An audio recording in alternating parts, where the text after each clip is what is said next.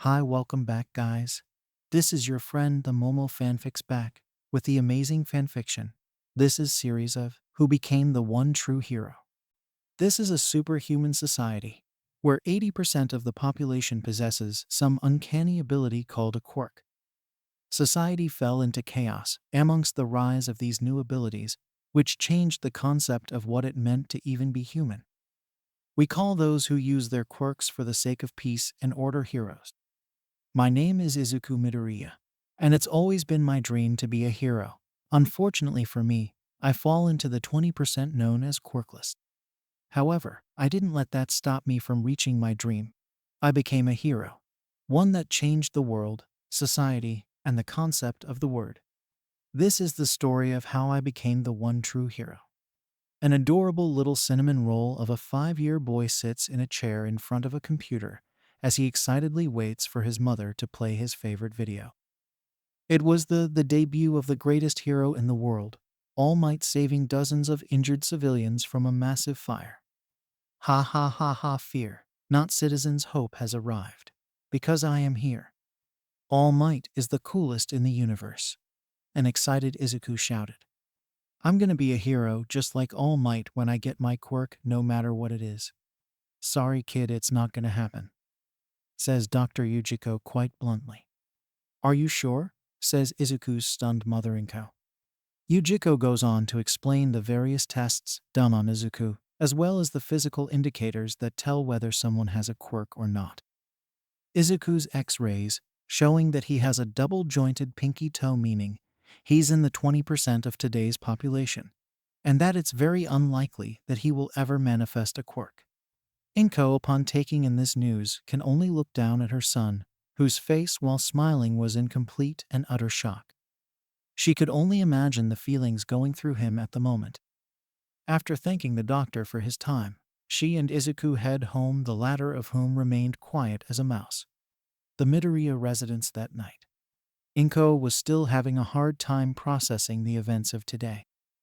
His son was quirkless. His life would be very hard, and she knew it. Her little Izuku was so happy before the doctor's visit.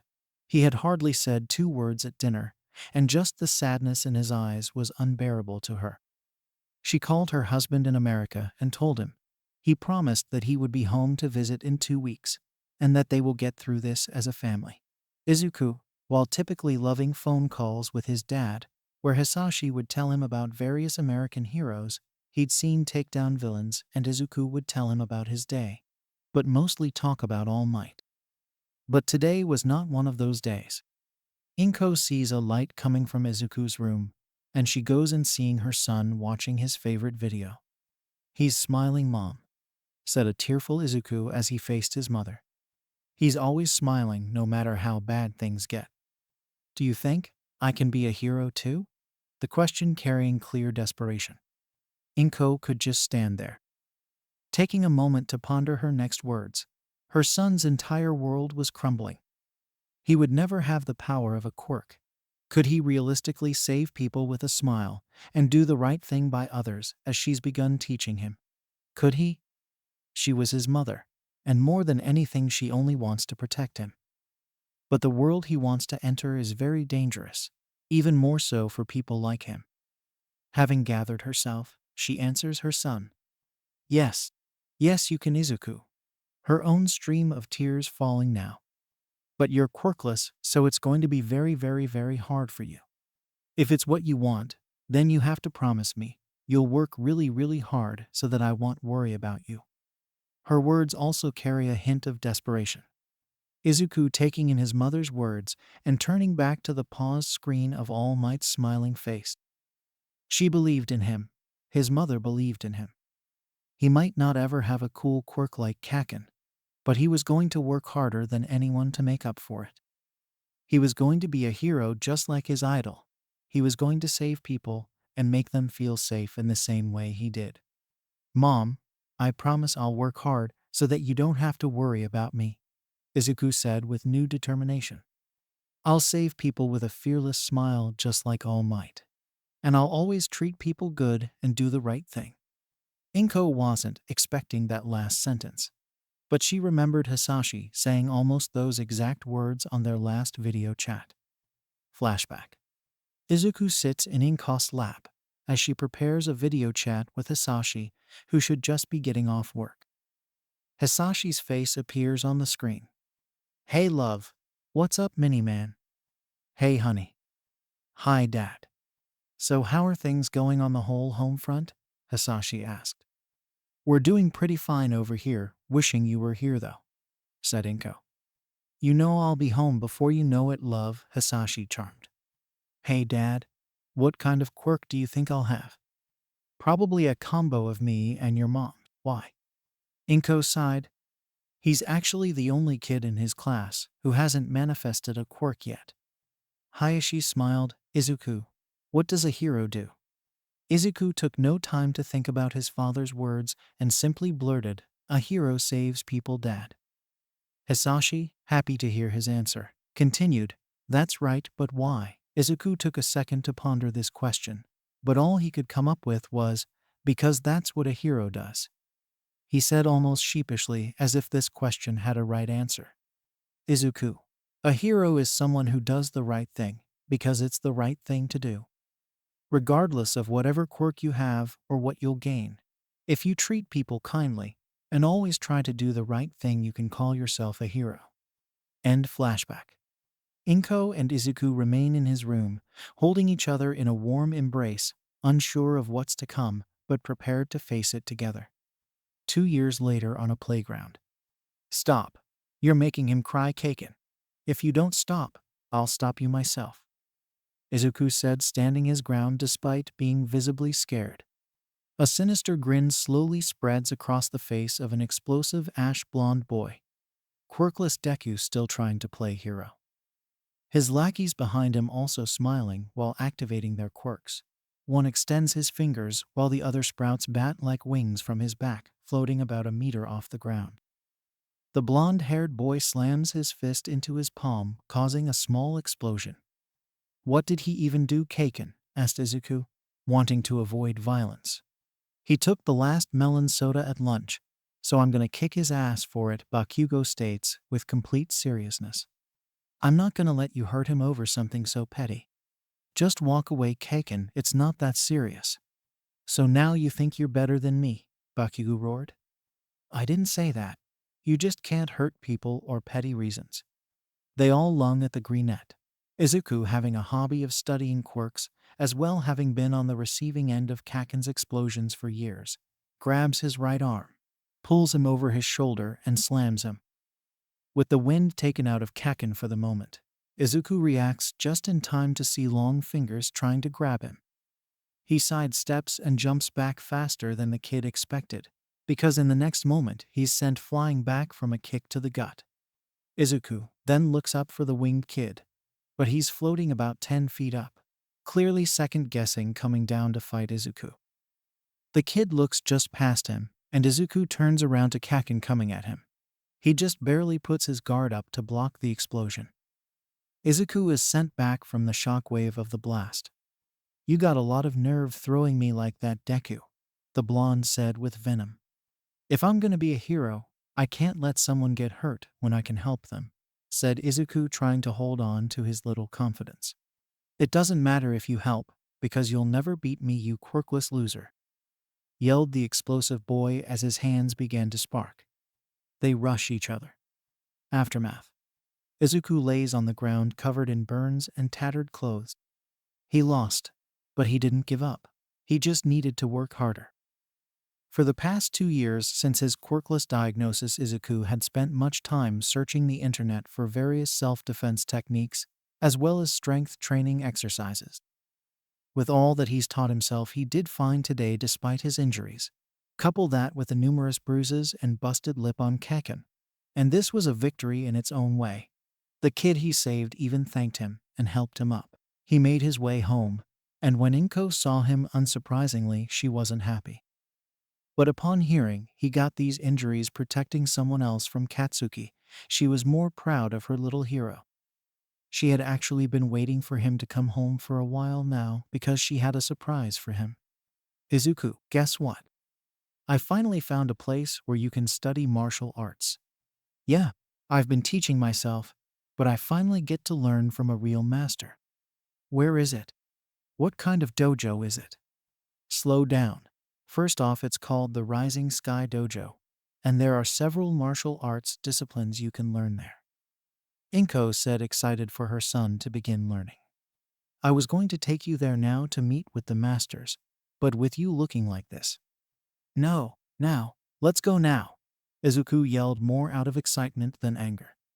Okay, just throw on some clean clothes, and we'll go okay. Inko relented. After changing and a 20-minute car drive to the more wooded area of the city, they arrive at a set of large wooden double doors with Rising Sky marked on a plaque at the top, surrounded by large walls that seem to cover the whole block. Upon entering, they took note of the very wide courtyard, and in that same courtyard, in front of a relatively nice classic Japanese home, were about a dozen people dressed in white gis, all performing the same series of punches and kicks, while a tall man with black hair, also wearing a white gi, watched them. While admiring the skills, Izuku continues to follow his mother, as they walk to a building that actually looks like a dojo on the other side of the courtyard. Before even entering, they can already hear the sounds of Oz. Entering the room, they see over a dozen students, all wearing gis, facing a brown-haired woman. She had a beautiful face with wavy brown hair that went just past her shoulders and purple eyes. She wore the same color gi as the rest of her students. She was taller than Inko, and you could tell she had a well-defined, curvy, mature body, made evident from the bandages seen just below her exposed cleavage. All right, kiddies, today was a good day from everyone, and remember, progress and effort is between you and you. I'll see you all Wednesday. The lady sensei dismisses her students. Taking a closer look at the students gathering their things to leave, Inko saw that most of the kids in this group were at least 2 years older than Izuku. After the students had gathered their things and left after asking their sensei any final questions, she was finally able to speak with Inko and Izuku. Welcome back, Mrs. Midoriya. And this is Izuku, I presume, she said, welcoming them with a smile. Hello again, Tabihara. And yes, this is my son Izuku. Hello, my name is Izuku Midoriya. The boy bows to the sensei in front of him. Hello, little one. My name is Michiko Tabihara, and I'm one of the 2 master here. I spoke with your mother earlier, and she told me you want to be a hero. Yeah, I love heroes, and I want to be one someday. I want to save people with a smile just like All Might. But, he sighs, I'm quirkless. People tell me I'm stupid for wanting to be a hero, that you can't be one without a quirk. They call me a useless Deku just for trying. His fists clench. But my mom said she believed in me. I know I can do it. Just give me a chance, and I promise I won't let you down, he exclaimed, just wanting a chance. Michiko took a deep, long look into this boy's eyes. Such determination, she thought. Even amongst her older students, not many are able to just throw their heart out like this. The look in those emerald green eyes is all Tabihara needed to make her decision. Izuku, I'm going to be straight with you. It's not very logical for someone without a quirk to want to be a hero. There are villains in this world with some truly terrifying powers. Someone like you having just your brains and physical abilities to rely on will only get so far. To be the kind of hero you said you want to be will require you to face those types of villain, and that in itself is akin to suicide. A quirkless hero definitely sounds impossible, she said as she closes her eyes as she bends her head with her arms crossed. Izuku grabs his shirt and lowers his head. She then opens her eyes and smiles. That is, unless you trained here. Izuku opens his fighting back tears of joy, his mother smiling down at him. You have a look in your eyes that I like. A quirkless hero. I've already trained 2 pros. What's the harm in one more? Izuku, so caught up his joy of being accepted, almost missed that last line. Wait, you've trained heroes? His hero nerd mode fully activated. Yes, both the Rabbit Hero, Mirko, and Dragoon Hero, Ryukyu were both students of mine, and Kamui Woods was my brother's student. she stated casually. A giddy Izuku made a mental note to add this info to his hero notebook later. So now that you're officially a disciple of Rising Sky, it's time you settled on a material arts discipline. The masters of this dojo are my brother and myself, and we have several different martial arts styles we teach, those being karate, taekwondo, kung fu, muay thai, judo, Japanese jiu-jitsu, kenjutsu and bujutsu. And between you and me, I'm easily the best at the last two. Izuku had actually heard of some of these styles while he was teaching himself, but now he had actual masters to teach him. He wanted to be a hero, and he'd work his butt off to make it happen. Can I take more than one? Yes, you can, but some of these styles run after each other on certain days, so you'll have to keep your mind flexible. To the shock of the two women in the room, Izuku decided on not just two when he said more than one, but practically all of them. Choosing to learn karate, taekwondo, Wing Chun, Muay Thai and Jiu-Jitsu. This threw Inko for a loop when she considered how much these classes were going to cost. But Michiko assured since Izuku was so willing to learn and that the dojo does quite well, and that she and her brother also run a medical clinic that does very well, Izuku can take all these classes for the price of two, and Inko relaxed. After telling the Greenettes that Izuku can start learning as soon as tomorrow if he wants, and handing her a schedule listing all the styles taught on each day of the week from who teaches it, be it Michiko or her brother Kizo, the times they start to their respective age groups. Seeing how tomorrow is Tuesday, Izuku would begin learning Wing Chun. The Midoriyas say goodbye, looking forward to seeing more of Tabihara-sensei. As they exit the dojo and cross the empty courtyard, they are approached by the same man who was observing the students before. Upon a closer look, they could see this man was tall, handsome with a muscular build. He had the same purple eyes as Michiko, but his hair was black, ended at the shoulder with some tied in the back. He had unshaven stubble on his face and quite bushy eyebrows. "Hello there." The man waved as he approached, flashing a warm, radiant, very welcoming smile. The Greenettes exchange hellos to the other master of the dojo. "My name is Kizo Tabahara. I figured I'd come say hi to our newest disciple." He drops to the boy's level and extends a hand. "Are you looking forward to your training, young man?" "Yeah, I'm really excited to start tomorrow," Izuku said ecstatically. "Tomorrow, huh? So you'll be learning kung fu from me. I'm sure my sister already mentioned it, but just know that this is a tough dojo. Here we ask that you give it your all. Can you do that?" "Yes, sensei. I promise to go plus ultra every single day." "That's what I like to hear," Kizo said with a smile. "I'll see you tomorrow, young one." The two take their leave, and as they pass the large doors at the entrance, Izuku turns back around to look at the sign at the top. Rising Sky. Things had become so different since he was diagnosed as quirkless. It was nice to know that he had his mom in his corner, but to know that he had a teacher who also believed in him. It just made him feel so warm inside from being accepted and acknowledged. But starting tomorrow, he would take the first step of reaching his dream. He would be a hero and save people anywhere, anytime, from anyone. This is my start. A smile stretches across his face. Time skipped 2 years later. Izuku and another boy 2 years his senior stand apart from each other in the middle of the dojo, while others watch on from the side of the room. Both boys are wearing gloves and protective headgear. They eye each other as both assume a taekwondo stance. The older boy itches forward before going for several front kicks. Izuku steps back just enough to avoid them. Stepping forward again, pivoting on his right leg, Izuku spins with his left foot connecting with the older boy's gut. His opponent stumbles back, but he doesn't fall, centering themselves again. This time Izuku made the first move, going for a kick to his opponent's left leg, which he connects. Following that to a side kick to his right side that also hits, but before he can recover he gets a front kick to the chest followed by a back kick that he just barely blocks that sends him to the ground. "You okay, Izuku?" asked his sensei Michiko Tabihara. "Yeah, I'm fine, sensei." After getting back up and focusing, Izuku looks for any weaknesses to exploit in his older, stronger, and more experienced opponent. He decides to take a gamble and comes up with a plan, but it requires exact timing. The older boy rushes Izuku with a series of front kicks, with Izuku dodging, blocking, and countering with several of his own.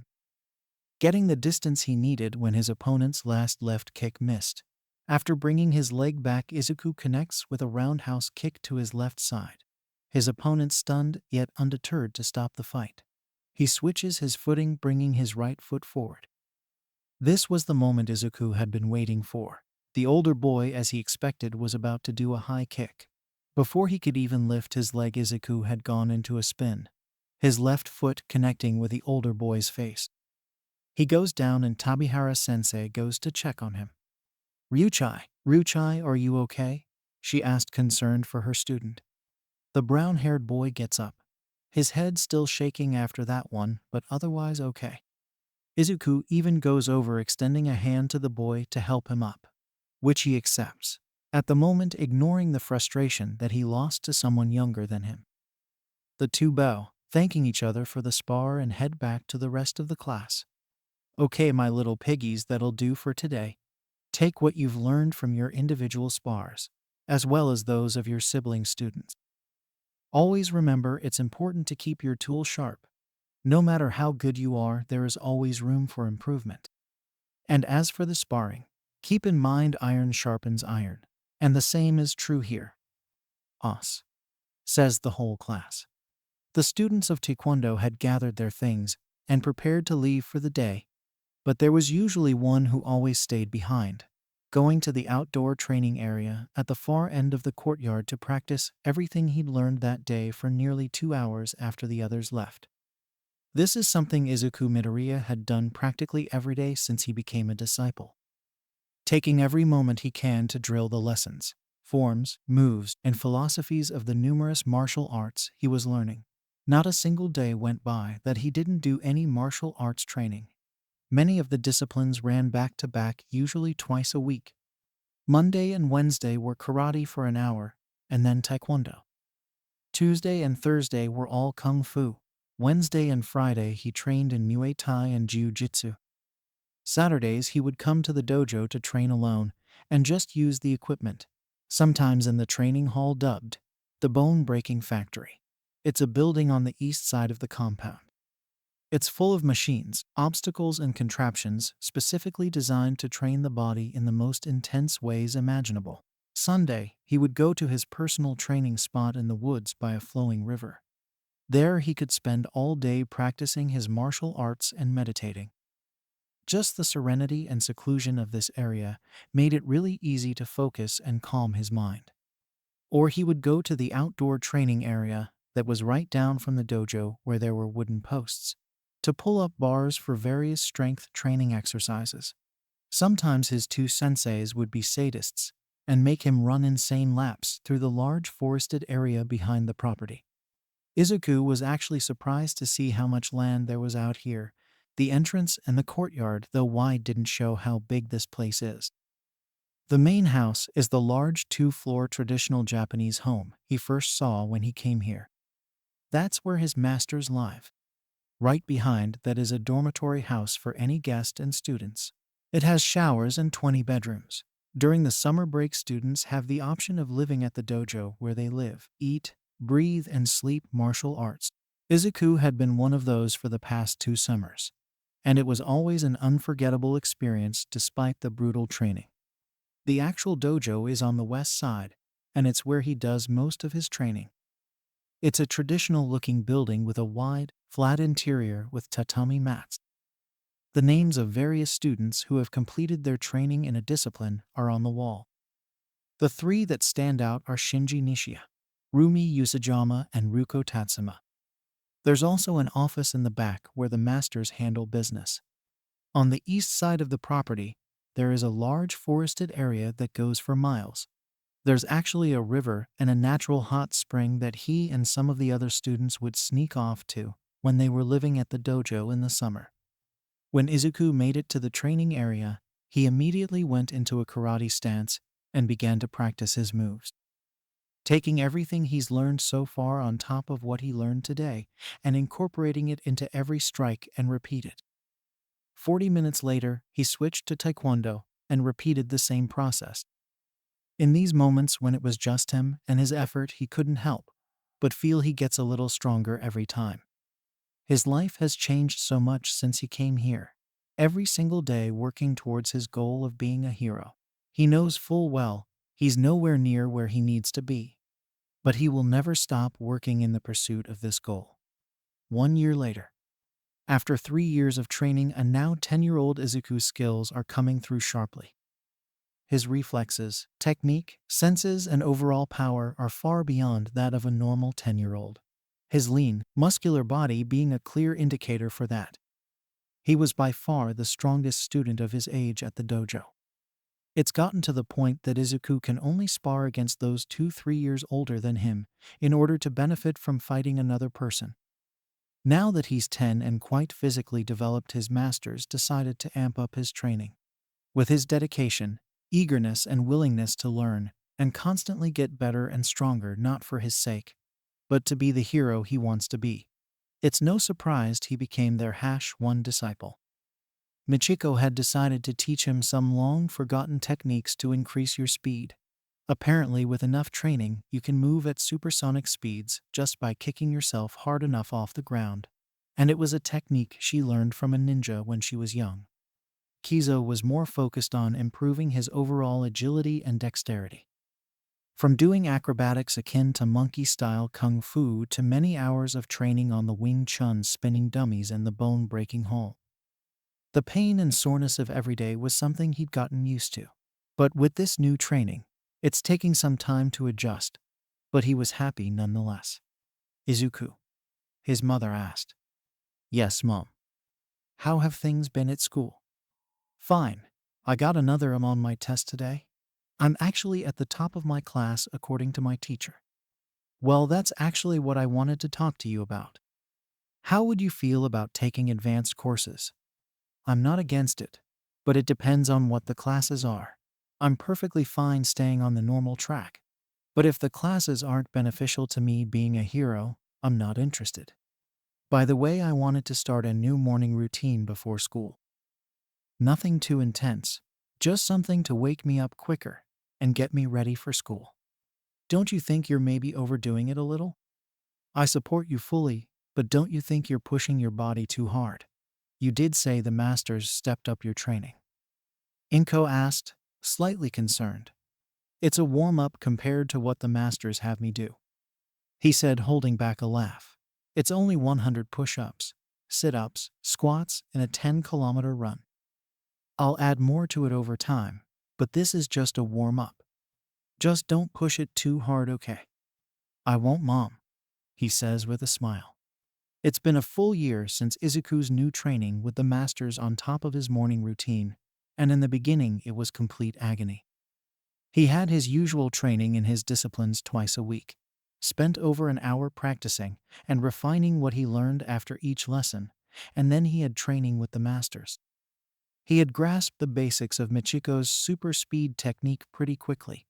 Now it was just about making his legs strong enough, which was easier said than done. She hit him with various leg strengthening exercises, as well as exercises to increase his perception, because according to her, what's the point of being fast if you can't see where or how fast you're going? With all the speed in the world, you're still a slowpoke if your brain can't keep up. It was brutal work, but the results of his effort were taking shape. His training with Kizo was also coming along well. At the start, after training with Michiko, the last thing he wanted to do was a bunch of jumping and acrobatics. But he had to admit it was pretty fun. Something else he also enjoyed was the dummy mob. It was a dozen or so spinning Wing Chun practice dummies lined up beside and behind each other with a space between each two just wide enough for a person to get through.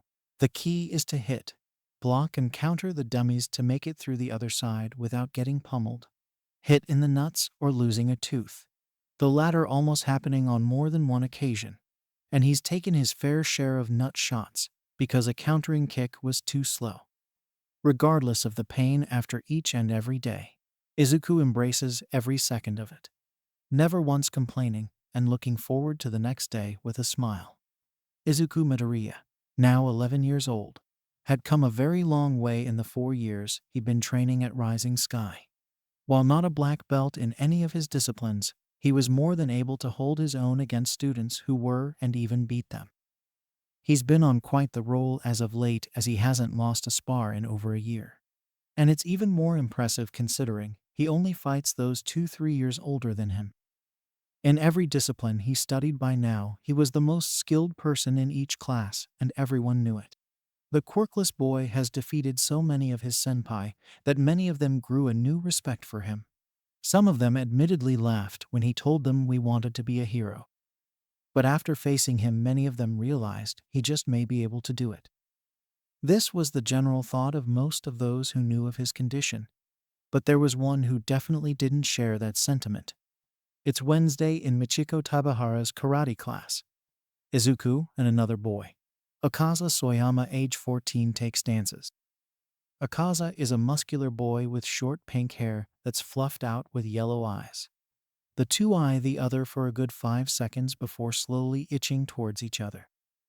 Akaza made the first move, throwing a series of punches, which Izuku skillfully dodged before retaliating with some of his own. One of his punches connects with the older boy's lower chin. Akaza throws a right punch in retaliation. Izuku dodges, grabbing his wrist, pulling himself to his side, then landing 3 hard blows to his side before getting behind him, finishing it with a kick to his lower back, sending him to the ground. Akaza gets back up, frustration clearly on his face. They start up again. Akaza charges at Izuku, throwing more punches. Izuku blocks and counters most of them, but several connect with his face and shoulder. He jumps back in time to avoid a kick. Akaza's punches are strong, but he shakes it off. Izuku strikes back, as his opponent comes with more punches, which he skillfully blocks. Using this to create an opening, Izuku gets close enough to land 7 fast, heavy punches to Akaza's lower body, blocking his right counter with his left hand. Izuku gives one final chop to his right side, then jumps back to avoid the left fist coming at him. Akaza, clearly in a lot of pain after that one, refused to back down. And the murderous look he shot Izuku didn't go unnoticed by their master. They ready themselves again. This time Izuku made the first move. He opened up with several punches and chops that Akaza dodges or blocks. Izuku speeds up his attacks, and several find their mark from his opponent's face, to his chest, to his ribs. Akaza tries to counter with a left punch, but Izuku swats his hand down with his right, and with that same hand strikes his chin with his wrist. With him stunned, Izuku hits him with a back kick to the gut, sending him to the ground. Akaza starts coughing on the ground, while Izuku remained in his stance, prepared for him to get back up. But he didn't, and Tabihara-sensei called the match. Alright everyone, just as always, keep in mind that your effort is your own. What you put in is what you get back. Like all activities, you need a level of natural ability, but... She pauses, looking right at Akaza. That's not all that matters. Continue to train and work hard, and don't be afraid to help each other. Os was the collective of the entire class. Upon the dismissal of the class, Tabihara-sensei needed to have a good chat with one of her more hot-headed students. It wasn't the first time she had seen that look on his face when it looked like he was going to lose a fight. There are certain standards here at Rising Sky. There is a certain character that the martial artists the dojo produced had to have. There are essentially 2 types of martial artists in this world. The type that stays calm in a fight, who rely on talent and training, and those who lose control and forget all their training in their rage. These types are called Asura. They pursue strength merely to be strong, and to destroy their enemies by any means. Though she's always known that Akuza was a hothead. He's always been one of her top karate students for years. Honestly, he was her best until Izuku's progress over the past year. Catching up to the Pinkat. Yo Akaza, let's have a little chat. About what? The boy asked, annoyed. Oh, I'm pretty sure you know exactly what this is about. She responded, not caring for his attitude. They go to the office in the back and close the door. The master sits behind a computer, while the kid sits in a chair. So you want to tell me what that look from earlier was about? You know, the one you gave Izuku like you wanted to tear his head off, she said with false sarcasm. It's nothing, I was just mad. Really? Was it just about losing a fight? She asked, curious about his answer. The boy took a second to ponder his words. After a moment, he continued. I just don't get why we are not allowed to use our quirks when we fight. I mean, we're training to defend ourselves in real-life situations. We would almost certainly use our quirks, especially for those of us with physical, flashy quirks. So basically what you're saying is you wouldn't have lost to Izuku if you were allowed to use your quirk. His eyes visibly darkened at the mention of the quirkless prodigy. It has nothing to do with him. I just feel I can't fight to the best of my ability without my quirk. Well, there's nothing wrong with wanting to incorporate your quirk with your fighting style, but do that on your own time. Martial arts and quirks are both tools, and a tool can be strong or weak depending on the user. You can't say I'm not strong enough because I can't use my quirk if you're also going to neglect training. You just don't get it, he said, frustration in his voice. What do you want? Just what exactly do you want to do with the strength you've gained? She asked, her purple eyes piercing into his soul. I want to be strong, the strongest in Japan. I want to be able to live how I want and do what I want. That's how the world works, he said, his gaze never breaking hers. Are we done? I do have other things to do today, he said, clearly annoyed. Yeah, we're done, you can go, she said, almost sad. After Akaza left, Michiko could only look back on the past 5 years he's been her student. He was a rough kid who came in every day, as if he had something to prove. He loved to train, but he loved sparring matches even more, especially when a win was earned, and he utterly despised losing, still does. He was always rough around the edges, but she didn't really notice his change until a year ago. Thinking back on it, there was a shift in him the first time he lost to Izuku. Izuku was doing some light training, hitting a wooden post, keeping his body warm for his taekwondo class in a half hour. He felt a presence on him. Upon turning to his right, he saw Akaza Soyama walking towards him. Hey Midoriya, getting in some extra work? No, I'm just keeping my body warm until it's time for my next class, Izuku said, honestly shocked he'd come talk to him. You study more than one discipline? He asked curiously. Yes, several. I joined the dojo in order to get the strength, skills, and training to be a hero. Akaza only smiled. Yeah, I heard you want to be a hero, but come on, he said in a smug, patronizing tone. You're quirkless. You don't seriously think you can be a hero just because you're good at martial arts? Fighting against someone hand-to-hand versus fighting a quirk is a different ball game, don't you think? Izuku took in the older kid's words before responding to the words he's heard so many times. I firmly believe I can be a good hero. I can help and save people with a smile just like All Might. I'm fully aware there are powerful villains in this world. But that's why I trained so hard. To be what I wanted. Tabihara-sensei made it clear from day one I'd have to work harder than anyone else. So let's have a quick spare. You've got time, right? He said in a goading and patronizing way. Yeah, let's have a quick spare. I've got half an hour before my next class, Izuku said, fire in his eyes. The two boys walked to a forested area behind the compound. They found a wide open clearing surrounded by trees. The ground was flat, and it wouldn't be a problem staying grounded. They stepped in, walking about 10 feet away from each other, and since Izuku was already warm, he gave Akaza a few minutes to warm up. Soyama, Izuku thought. He's been my senpai since I joined the dojo. We haven't really talked or had any real interactions outside of sparring and talking about fighting. He was also one of those who usually lived at the dojo during summer break, and he always trained hard. He has a really strong quirk that'll hit me hard if I'm too careless, so I better keep on my toes. You know, the only reason you've ever beaten me is because I'm not allowed to use my full strength. You, walking around feeling so satisfied with yourself after a win, thinking that you're strong when the environment makes it look that way.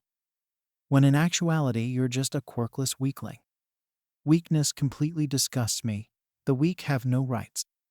All they can do is be hopelessly crushed by the strong. So when I see a quirkless weakling like you feeling himself, because of how strong he only thinks he is, it really pisses me off. He said, those last words laced with venom. Soyama. Izuku began. I'm still not entirely sure what I've done to make you so angry at me. All I've done is train hard every day, in order to be what I want to be. I've gained a lot of strength over the 4 years I've been training at the dojo, and I'm not as strong as I want to be. But I'm getting stronger all the time. You said the weak have no rights, that they can only be crushed by the strong. Well, he looks at his open palm and makes a fist. From day one, the strength I gained here was meant to protect the weak from the strong that want to hurt them. I'm sorry if that upsets you, but I will never apologize for that. Akaza only chuckled at his response, a weakling's delusional nonsense. It really isn't funny anymore. You can't help or save anyone when you're weak, he said, taking a karate stance, as the greenette did the same. The two boys stare each other down. The tension in the air was almost palpable as two waging ideals were about to clash. Inching closer to each, they lunged at the same time, with Izuku scoring the first strike. He landed several hard hits to Akaza's face. The older boy tried to counter, but his punches were deflected, creating an opening for Izuku to hit him with a high kick that sent him 10 FT in the air. His punches are brutal, and his leg power is insane, was the older boy's only thought. Spinning to correct himself in the air, he cocks his fist back and throws a punch in the direction of Izuku. A ball of air comes flying at the younger boy's head at high speeds. He shifts his body to the right, just able to dodge. His blast left a noticeable imprint on the ground where it landed. Akaza lands. Since you're such a nerd for quirks, I'm sure you know about my quirk air blast. I'm able to gather the air around me and fire it as a ball of compressed air. He ended this explanation by sending a barrage of air punches at Izuku. The green boy dodges as he does. He also hears the sound of the missed shots slamming into and splintering the trees behind him, letting him know it would be a bad idea to get hit by one of these. 10 seconds of rapid fire. He finally gets a break and takes this moment to blitz his opponent. He was on him faster than Akuza expected. The two exchange a flurry of punches, both punching, blocking, dodging, countering. Izuku blocks a right punch with his left. Using the same move from earlier, as Akaza tries to hit him with a left, he swats his hand down with his right, then strikes his chin. Izuku chops a pressure point in his right shoulder with his left hand. Centering himself, putting all his momentum into one punch, he slams his right fist into his senpai's gut. Still standing, but holding his stomach and arching his back in pain, Izuku delivers a flying kick to his chin, taking him a couple feet off the ground and landing hard on his back. Okay, you're not as weak as I originally thought, but no way am I weaker than a quirkless reject like you. Izuku stayed silent, remaining in his stance. After finally managing to stand properly, the look on his face was only one he'd ever seen a Kaken, and it was pure rage. Facing off once again, Akaza went for a side kick that Izuku blocked, but his technique had become sloppy from his anger. This allowed Izuku to land 3 punches to the face, followed by a roundhouse to his left side. It hit him hard. Spinning from the impact, he pulls his fist back and fires an air punch, hitting Izuku's chest at close range. Oh, that feels like a bomb exploding off my chest, he thought, tanking the hit, sliding back and trying to recover. But before he could, Akaza was on him again, going for a Yamizuki. Both fists sending air punches connected with his face and stomach. The point-blank blasts were intense, sending Izuku flying. He flipped and rolled before stopping a good distance away from his opponent. Izuku just laid there on the ground, his body aching from the sting of just 3 hits. Man, this quirk hits hard, he thought. He could feel the warm wetness of blood sliding down his forehead, and it stung like crazy just to try to move any part of his face, let alone talk. This hurts worse than any of Kaken's explosions, he said in his head, trying to get up, but the pain in his abdomen made that very difficult. His stomach was on fire. Not just the stinging of his flesh, but each breath he took brought a wave of pain with it. Been practicing that move for years. Wasn't expecting to have to use it on a weakling like you, though. You should feel honored. He said as smugly as he could. What, are we done already? I let you get a couple of free shots, and you go down with just 3 blows. What a shame. He said, trying to belittle the younger boy as much as possible, when in actuality he hoped he would stay down. His quirk, while strong, has its limits. His hands go numb the more he uses it, or the stronger the blast. And he just hit Izuku with his strongest one, so he can barely make a fist at the moment. Memories of the past 4 years of training run through the green boy's mind. He remembers all the effort, all the training, all the talks he's had with his masters. Every good and bad moment until one specific memory popped in, Tabihara-sensei telling him he could be a quirkless hero if he trained at the dojo. Her smiling face showing absolute faith. Snapping back to reality, Izuku wills himself to stand much to the shock and anger of Akusa. So I was still too gentle with you. A weakling's exercise in futility. Even with every inch of his face hurting, he wills himself to speak. A hero never gives up, no matter what. This is over. Izuku says with a fire in his eye. Yeah, for you. Akaza says with murderous intent as he stretches his left palm out while cocking back his right, wind gathering around it. Gathering himself, he spent a year on this training, and it was time to put it into practice in an actual fight. Locking eyes with each other, neither backing down, time appears to flow in slow motion. It happens. Akaza throws his punch, and a ball of air is launched at blinding speeds, but not too fast for Izuku to see. In that same moment, Izuku kicks off the ground, propelling him forward at a speed faster than the ball of air, which he easily dodges. Akaza blinked once and Izuku's face was mere inches from his. Before he could even register this, Izuku focuses, channeling all his momentum in a punch that connects with the older boy's solar plexus. The pinkette falls, hitting the ground completely unconscious. Looking down at his beaten opponent, he gathers his words. Tabihara-sensei is always saying it, Soyama. The effort you put in is what you'll get back. You're right about one thing. You can't save or help anyone when you're weak. That's why I am here, and that's why I train so hard. I'll never have a cool, flashy quirk like yours, but I can be quirkless and still be strong.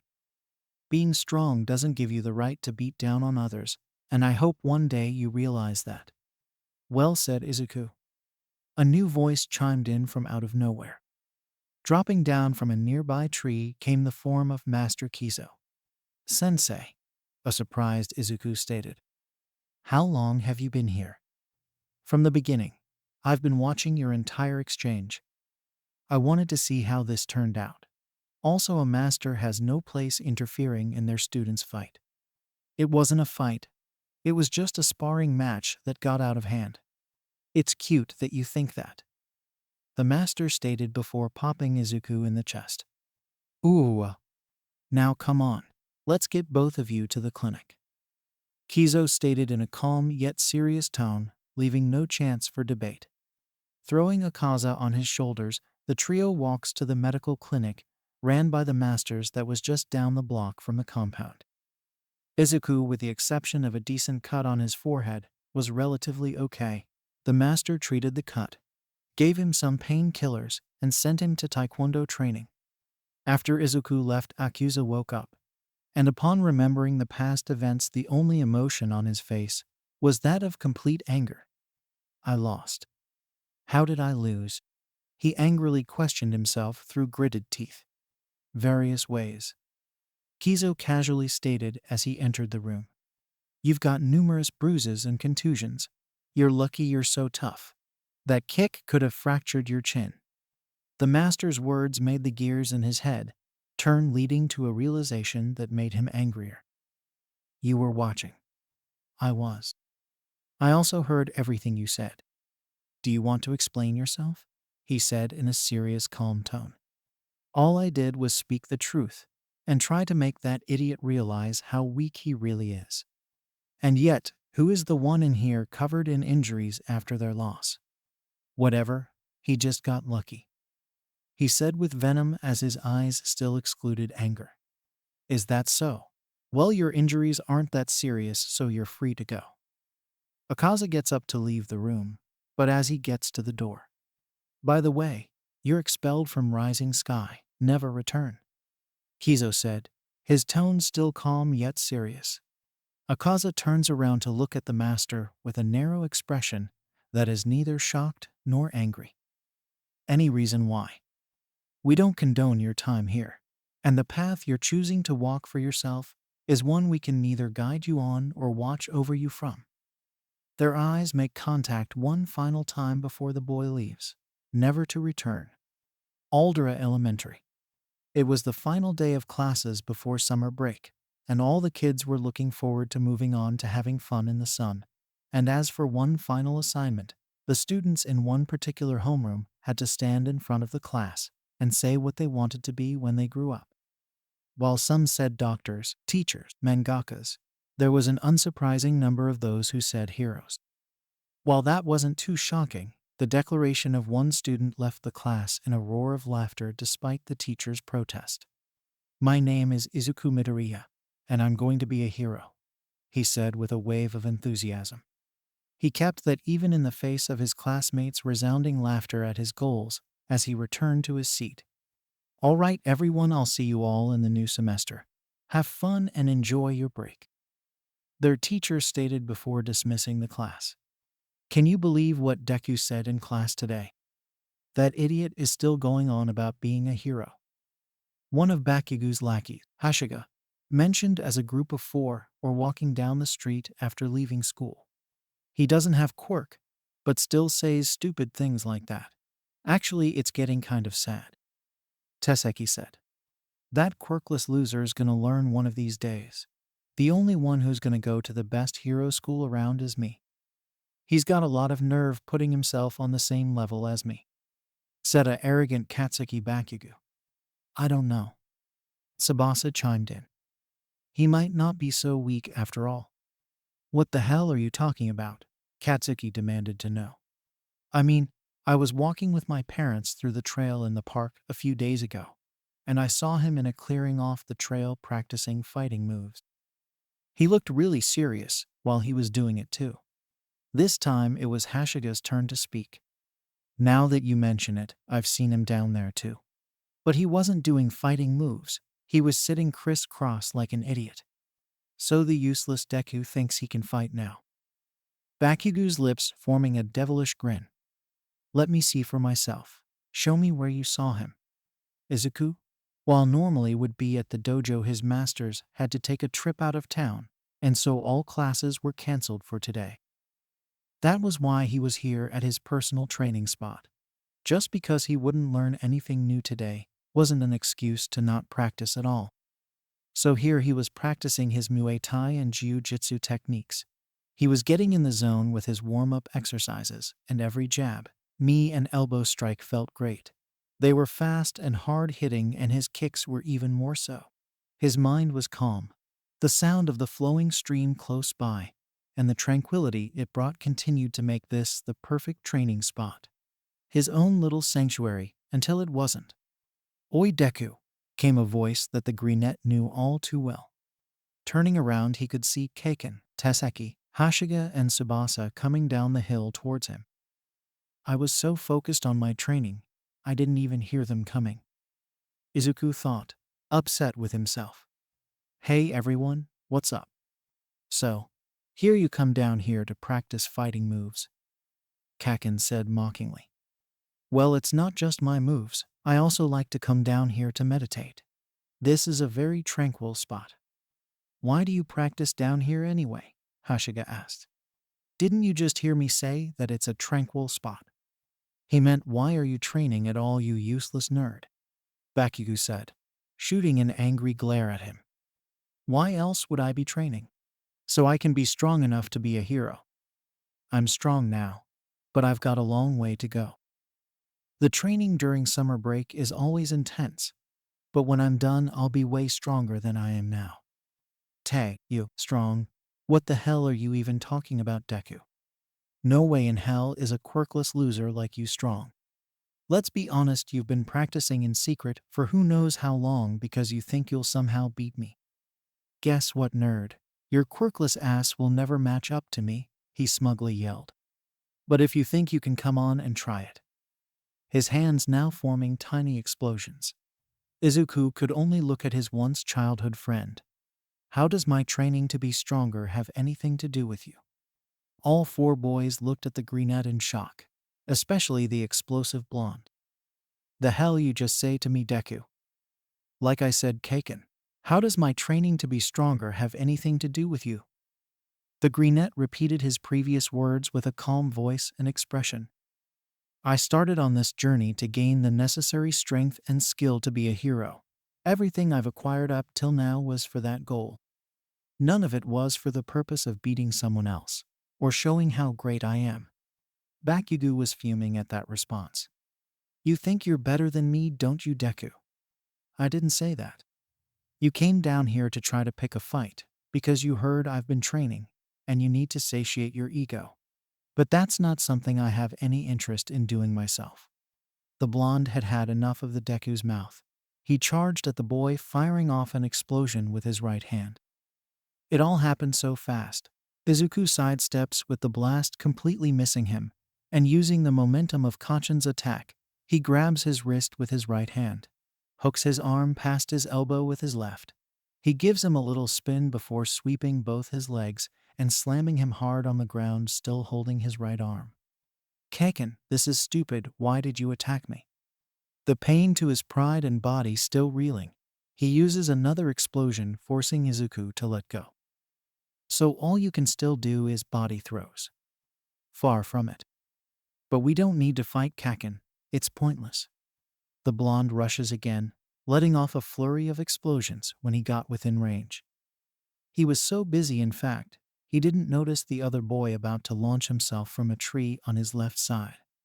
When Kaken was about to fire explosions, Izuku had jumped to the side of a tree at his 2 o'clock.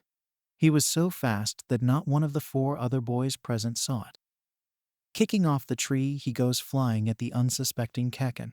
Shifting his body, he brings his left knee upward, and it connects to the side of the ash-blonde head. Izuku looks down at the unconscious boy and sighs. He's unconscious. Can you 3 please take him home? I have more training to do. The other 3 boys did it without question, more out of fear than concern for their friend. After they left, Izuku had to sit down for some meditation to get his mind right, and it took over 40 minutes before he could get back to training. First Akaza, then Kaken. What is so bad about me wanting to be strong anyway? Why does everyone expect so little of me just because I don't have a quirk? Why do people have to be so mean about it? What's so bad about not having a quirk anyway? That doesn't mean everything. I can be quirkless and still be strong. No matter what anybody says, I will be a great hero like All Might. I just have to never lose heart and keep training. I can do this. I know I can. Izuku Midoriya is now 12 years old and has come a very long way in his 5 years of training at the dojo. He has essentially completed his training in all of his disciplines, receiving his black belts in karate, taekwondo, and jiu-jitsu respectively, and as for Wing Chun and Muay Thai, he is very proficient. He even had his own Nafuda added to the wall of students who completed their training at the dojo. It was such an accomplishment that he, Inko, and the masters went out for a celebratory dinner. Kizo insisted he had to treat his favorite disciple. The masters knew Izuku would never stop training and sharpening his skills, but were still surprised when he said he would keep coming back to the dojo to train. As Kizo has said many times, training never ends, and in his own words, he wasn't strong enough yet, and Rising Sky had become a second home to him. Good to see we're not done with you yet. There's still a lot left to teach you, kid. Michiko stated delightedly. Yes, you may even be ready to learn some of our personal techniques, Kizo said, both delighting and horrifying his student. Once again, his training had become absolute hell. Michiko was trying to teach him something called the inner eye, a technique that allows the user to perceive and predict the movements of an opponent. If mastered, you can tell what someone is going to do even before they do it by taking in the overall visual of your opponent, becoming aware of breathing, slight movements, and their next attack. There are two ways of doing this.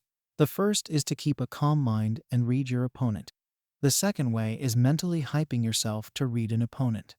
Both Kizo and Michiko figured Izuku would be best with the former method. Kizo had begun to teach Izuku a technique in which he called the perfect defense.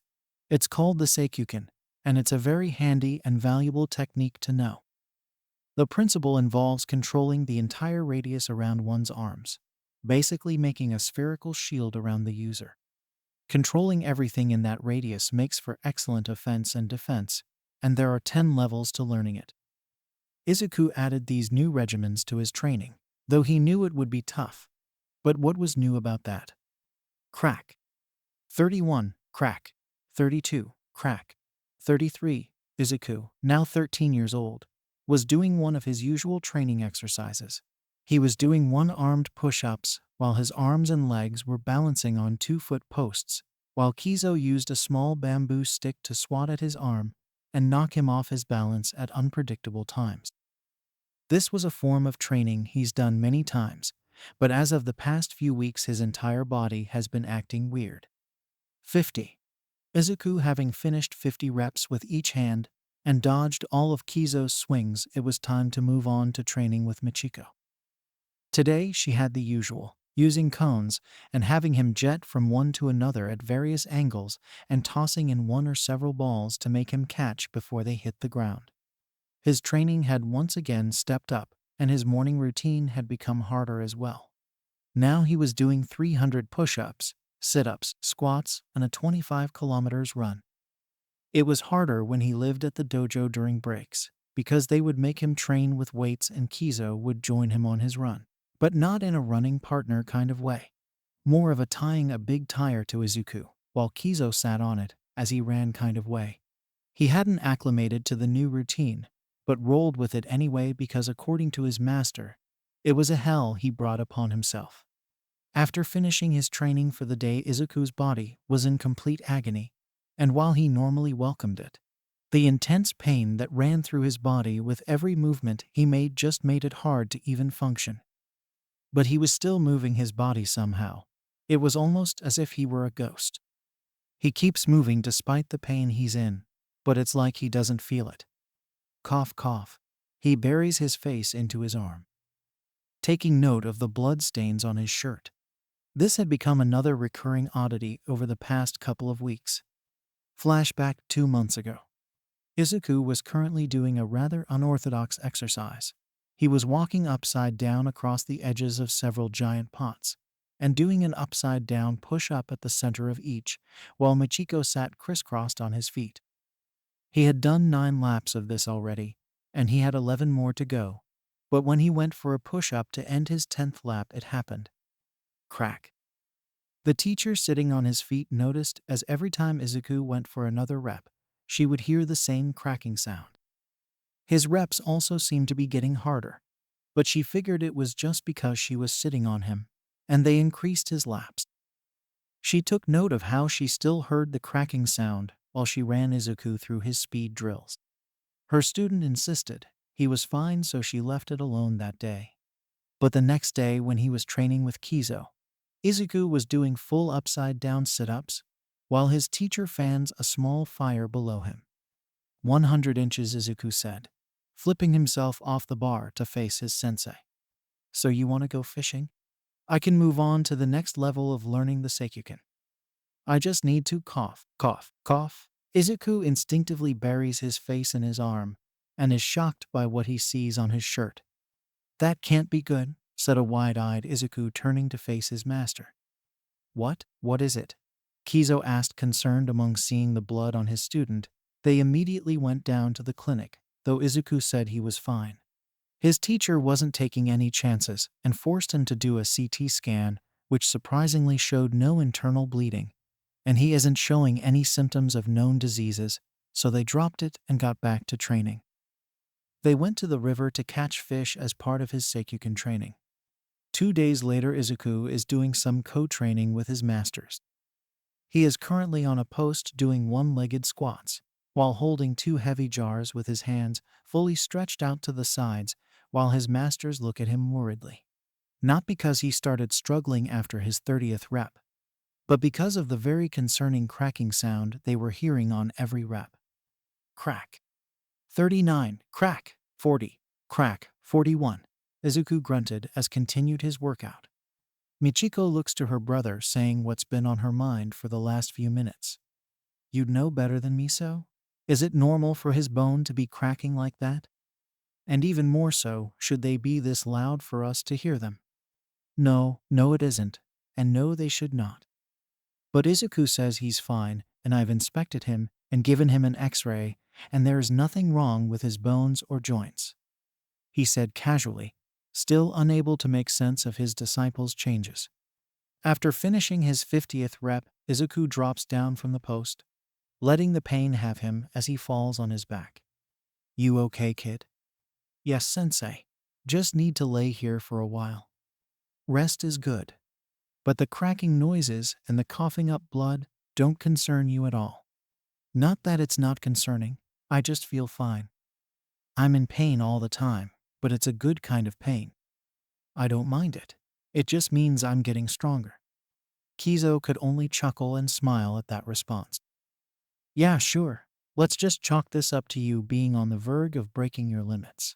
You've done it before after all. Just let us know if it gets too tough, Izuku. Will do. End flashback.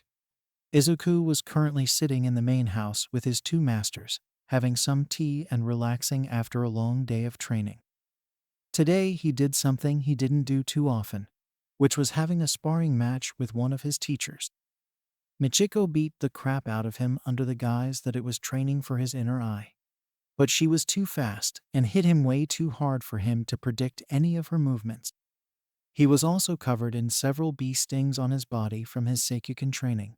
Kizo took him to a cliff where he had to balance himself on 3 rocks, while his master poked a hole in a bee's nest, and they went straight for him and not his master.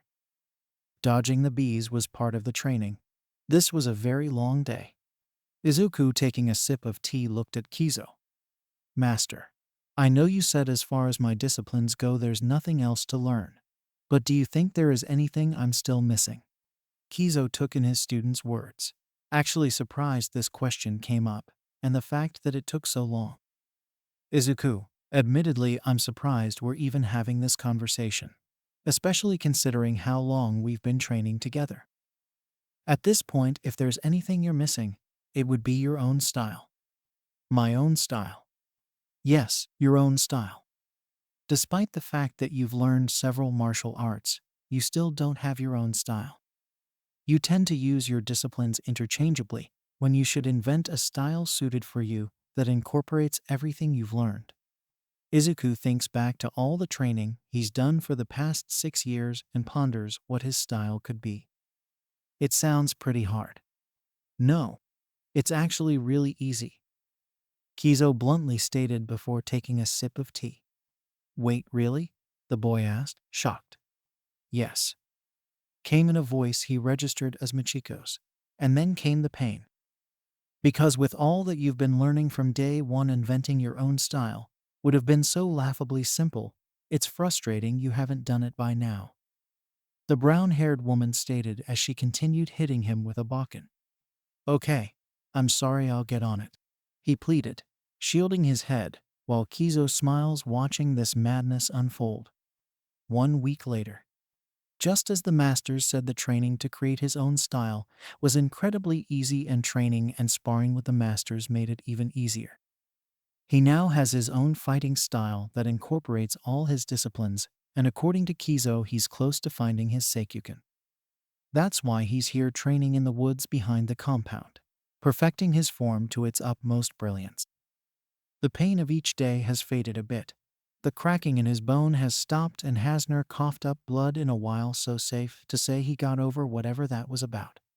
He was throwing a series of punches, kicks, chops, incorporating knee and elbow strikes and jiu-jitsu motions. The speed of his attacks were a blur to all who couldn't follow them. He finished his warm-up and got serious.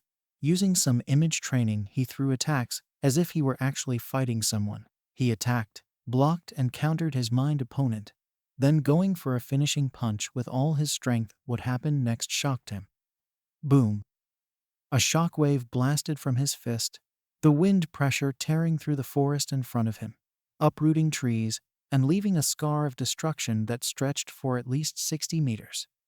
Whoa, whoa, whoa, that happened. How did that happen? How did I do that? Wait, did my quirk just manifest? Is this because of my training? I gotta figure this out. Sensei. Finding Kizo and bringing him back to the scene, the master was shocked at what he found. A line of destruction that, according to Izuku, came from one punch. He asked Izuku to repeat this same attack, and upon doing so, the shockwave produced increased the line of destruction to 70 meters. Odd, very odd. How does it feel when you do that, Izuku? The master asked curiously. It just feels like I'm just throwing a powerful punch, the boy said, still in shock at the whole situation. Try a powerful kick. Doing as his master said, Izuku performed a roundhouse kick with all his strength. What followed next was a blade of wind that went flying straight ahead, slicing down several trees before dissipating. Interesting, very interesting, Kizo said, holding his chin. I'm no quirk doctor, but given what I know about quirk tests and having X-rayed you on several occasions, I'm pretty sure this isn't a quirk. Go see a quirk doctor, but first let's run some tests here first. I have a theory. What kind of tests? Kizo looked at his student with a warm, welcoming smile before speaking. Let's fight. What? Izuku said, slightly horrified. Relax, Izuku. I won't be going all out, but I want you to. These changes in you are interesting. As your teacher, I want to know what you are and could be capable of, he said in a calm, reassuring tone. The master and student prepared to fight where they now stood. Luckily, this area was a pretty wide open space, even more so now that Izuku had leveled a good bit of it. They both take their respective stances, staring at each other for a moment, and it began. Izuku's speed technique had drastically improved over the past 2 years. Now his speed was just below Mach 4. He rushed toward his master and threw a series of punches at him. But the master caught and blocked every blow, catching one of Izuku's punches with his flat palm and using his momentum to bring him closer. Then bringing his other arm to his student's waist, Kizo flips him over his shoulder, tossing him into the air.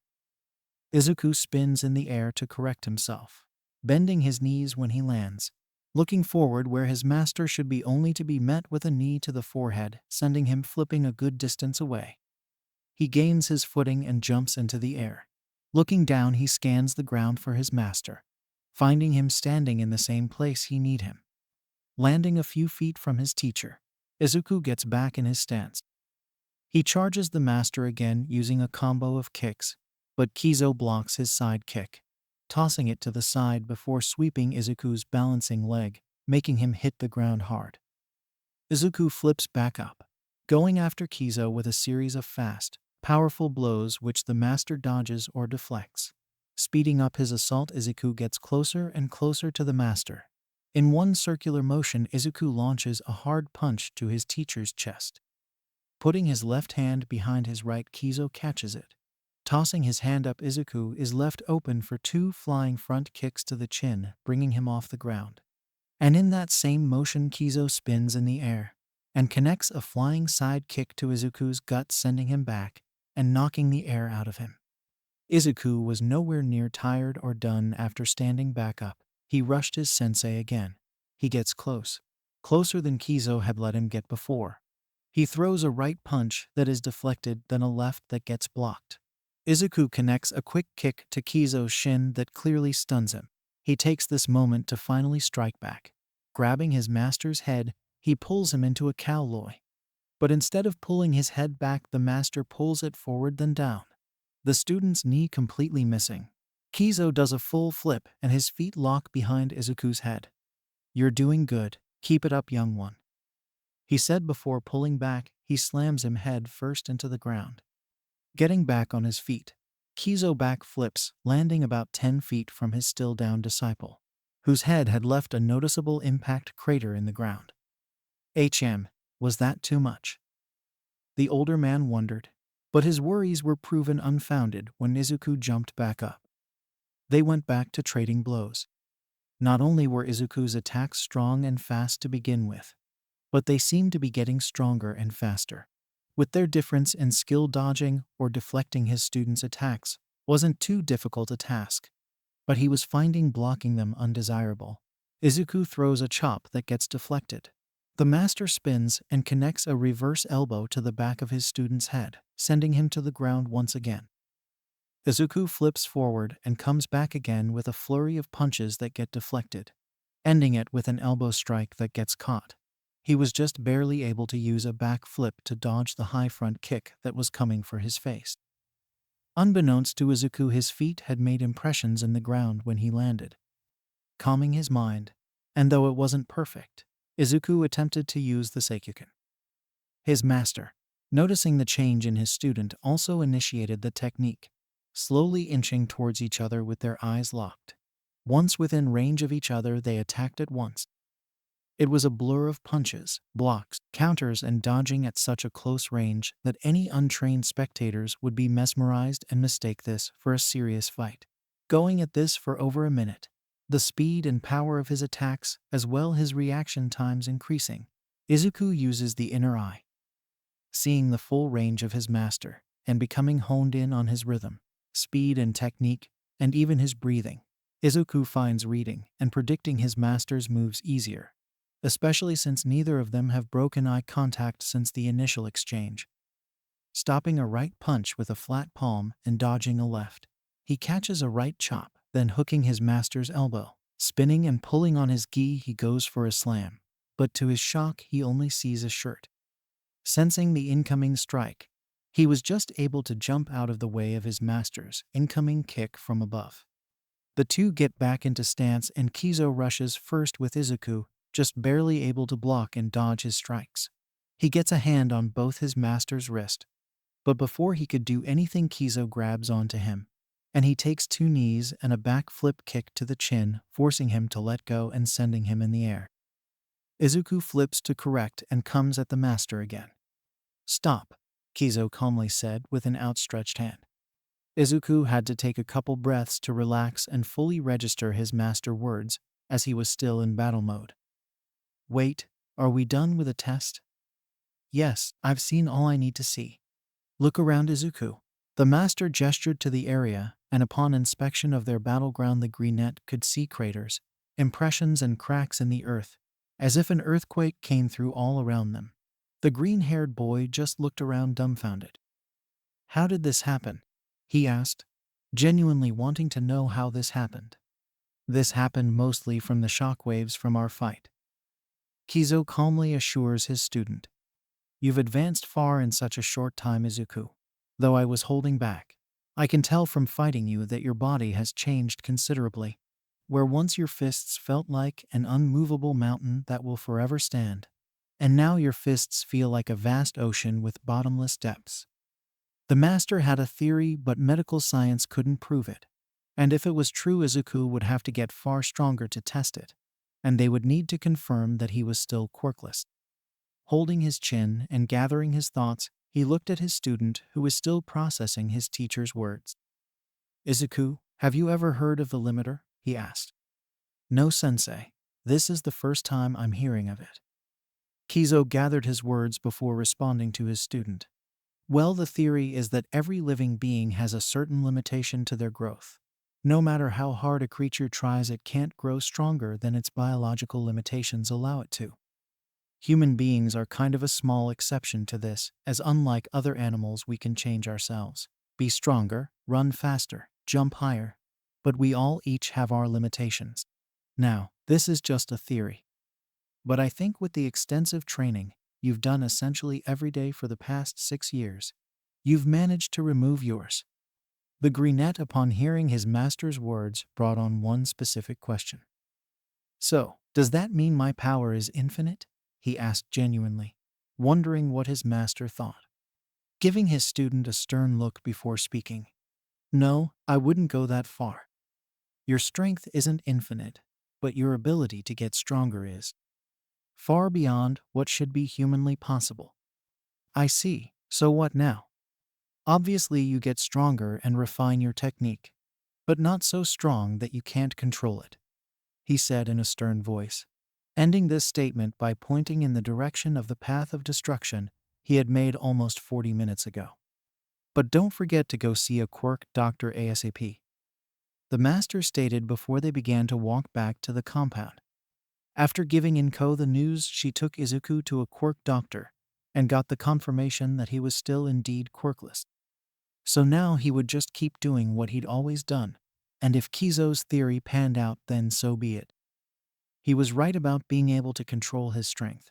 He didn't want to have an accident like in the woods in the future. So he got back to training. After a few more months, he finally mastered the Seikuken and the inner eye he would be applying to you. And until that time, he would do everything in his power to be the most well-rounded applicant he could be. He continued his training at the dojo, having intense sparring matches with the masters in order to test and measure his strength. He got stronger, faster, his technique, control, perception, and reflexes improved every week. For some reason, his hearing got a lot better too. He was able to pick up on in conversation in the courtyard at school despite being on the second floor and hearing all the chatter in his own class. He even took the time out to invent his own super moves for both close, long range, and even aerial combat. It was just a normal morning at Aldera Middle School. Students were mingling among themselves before class was to start. Izuku scrolled through his phone looking through the latest hero highlights, enjoying a very peaceful morning until it was brutally interrupted. Deku, I'm getting real tired of you ducking me, you useless nerd. Turning around and responding begrudgingly, hello Kaken, how are you this morning? Don't give me that shit, idiot. I told you to come down to the shitty beach so I can kick your ass. Merely nodding and acknowledging his word. Yes, you did. The blonde shot a deadly glare. Why didn't you do it? You scared? He goaded. Just another of many attempts to make Izuku fight him since his loss 2 years ago. Well, I had training, and you know how it is. Nothing is more important than that. Bullshit. You keep running from me because you're a damn coward, you loser, he growled, very much on the verge of exploding, letting out a deep sigh. I've told you over and over again. My strength is meant to help and protect people. It will never be used to stroke my own ego or belittle others. Is that what that bushy brow bastard says? No, those are my own words. Looking down at the sitting brunette before going to his own desk. It doesn't matter what you learn at that shitty dojo. You'll never be better than me. How many times do I have to say I don't care about that? And the dojo wasn't so shitty when you wanted to join, was it? Izuku stated, making the explosive teen glare at him, forcing him to remember an unpleasant memory. It was about a week after their fight 2 years ago. At first, when he came to and realized he lost his emotion, was unsurprisingly pure rage. Not only had Deku beat him, but he had been training both his body and a speed quirk he'd been hiding for years. How far had he climbed? And how much better was his quirk than his own? He demanded his mother find out where Deku had been training and take him there. Mitsuki, after getting the name of the dojo from Inko, she and her son went over to talk to the masters about Katsuki getting similar training. When they got there, both were impressed at seeing a dozen people practicing forms in the courtyard, and the little blonde was excited to learn these things, combine them with his quirk, and put useless Deku in his place. Speaking of useless Deku, the blonde saw him practicing on the far end of the property, mocking eyes and the blonde boy shooting a glare before he entered the dojo with his mother. What do you mean no? Mitsuki Bakugo wanted an answer from the brown-haired woman who just denied her son. Like I said, no. Michiko Tabahara responded calmly in a way that only her brother could rival. He has a look in his eyes that I don't like, and I can tell just from looking at him, he's not the type to uphold the standards we honor here. Katsuki glared at the older women. You won't let me in, but you'll train that quirkless Deku. That doesn't make any sense. Michiko looked at the angry child with a raised eyebrow. Quirkless Deku. I assume you mean Izuku. And I also assume you're the boy he knocked out the other day. Yeah, he told me, she bluntly stated as his glare deepened. Okay, hypothetically, we took you on and trained you. What would you do with it? A arrogant grin spread across his lips. I would use it to be the strongest hero ever. I'd kill any villain I faced, and never lose to anyone, and I'd surpass All Might. That's why, good day. Even after he was rejected by the dojo, he's made dozens of attempts to get Izuku to fight him again over the past 2 years. However, the Grenette always found a way to avoid him. One time he even came to the dojo yelling for Izuku to come out and fight him. But after getting the literal toss from Kizo, he second-guessed ever coming back to the dojo. The bell rings as the teacher enters the class. All right, class, let's take our seats. The class adjusts, preparing for the day. All right, kids. First of all, we have a new transfer student, and today is his first day at Aldera. Let's make our new student feel welcome. That's your cue. In walks a handsome boy who is above average height with light gray hair and brown eyes. He steps in front of the class to introduce himself. Hello, my name is Takumi Fujiwara. I'm a Leo. I like playing basketball and inventing things. My dream is to be a great inventor, one who can help the world with his creations, and I hope we can get along and be friends. The boy said, with an aura of confidence. Great, another nerd. Bakugo said under his breath. Fujiwara got perfect scores on his entrance exams, English, math, science. I'm sure many of you can learn from his example. The teacher stated. This statement got Izuku interested in his new classmate. He currently had the top marks in his year, so the new guy could definitely be an academic rival. He also said he's an inventor. Definitely something to talk about later. Izuku and his new friend Takumi Fujiwara, or as he called him Taku, had become quite close over the past year. They had been classmates. He was seated right beside Izuku in the back of the class, and when the two started talking it turned out that they shared a lot in common. Taku was also a bit of a nerd, but not in the same way Izuku was, more like a super genius kind of nerd. His quirk process was a mutation type that allows his brain to process a lot of information really quickly and retain it, allowing him to learn the most difficult of things very fast. He once told Izuku of how, after reading a book on advanced engineering and artificial intelligence in less than an hour, he built a little robot whose sole purpose was to pass butter and pour syrup on his pancakes. And that was just one of many things he has built, from a drone to deliver him lunch from the best eatery in Tokyo, to his own private monoplane. He came from a very wealthy family, as his father was the head of the company that controlled all of Japan's internet services, and his mother was a successful actress who starred in some of the biggest films of the last decade. Taku was usually at home alone with his grandfather, whom he shared his quirk with, who introduced him to inventing, and was a renowned inventor himself. He chose to attend public school in the hopes of making friends, not that he needed the education thanks to his quirk. The two boys walked down the street headed to school. After seeing a villain act up downtown, Izuku insisted that they had to watch the fight. Taku didn't want to at first until he saw the literal giant booty of Mount Lady. This was turning into a good morning. Yo Izu, how's the training coming along? It's going great. I feel really good, Taku. The entrance exam is in 10 months, and I feel I'll do great. I feel so much stronger, so much more in control, and just all around peaceful. Good to know.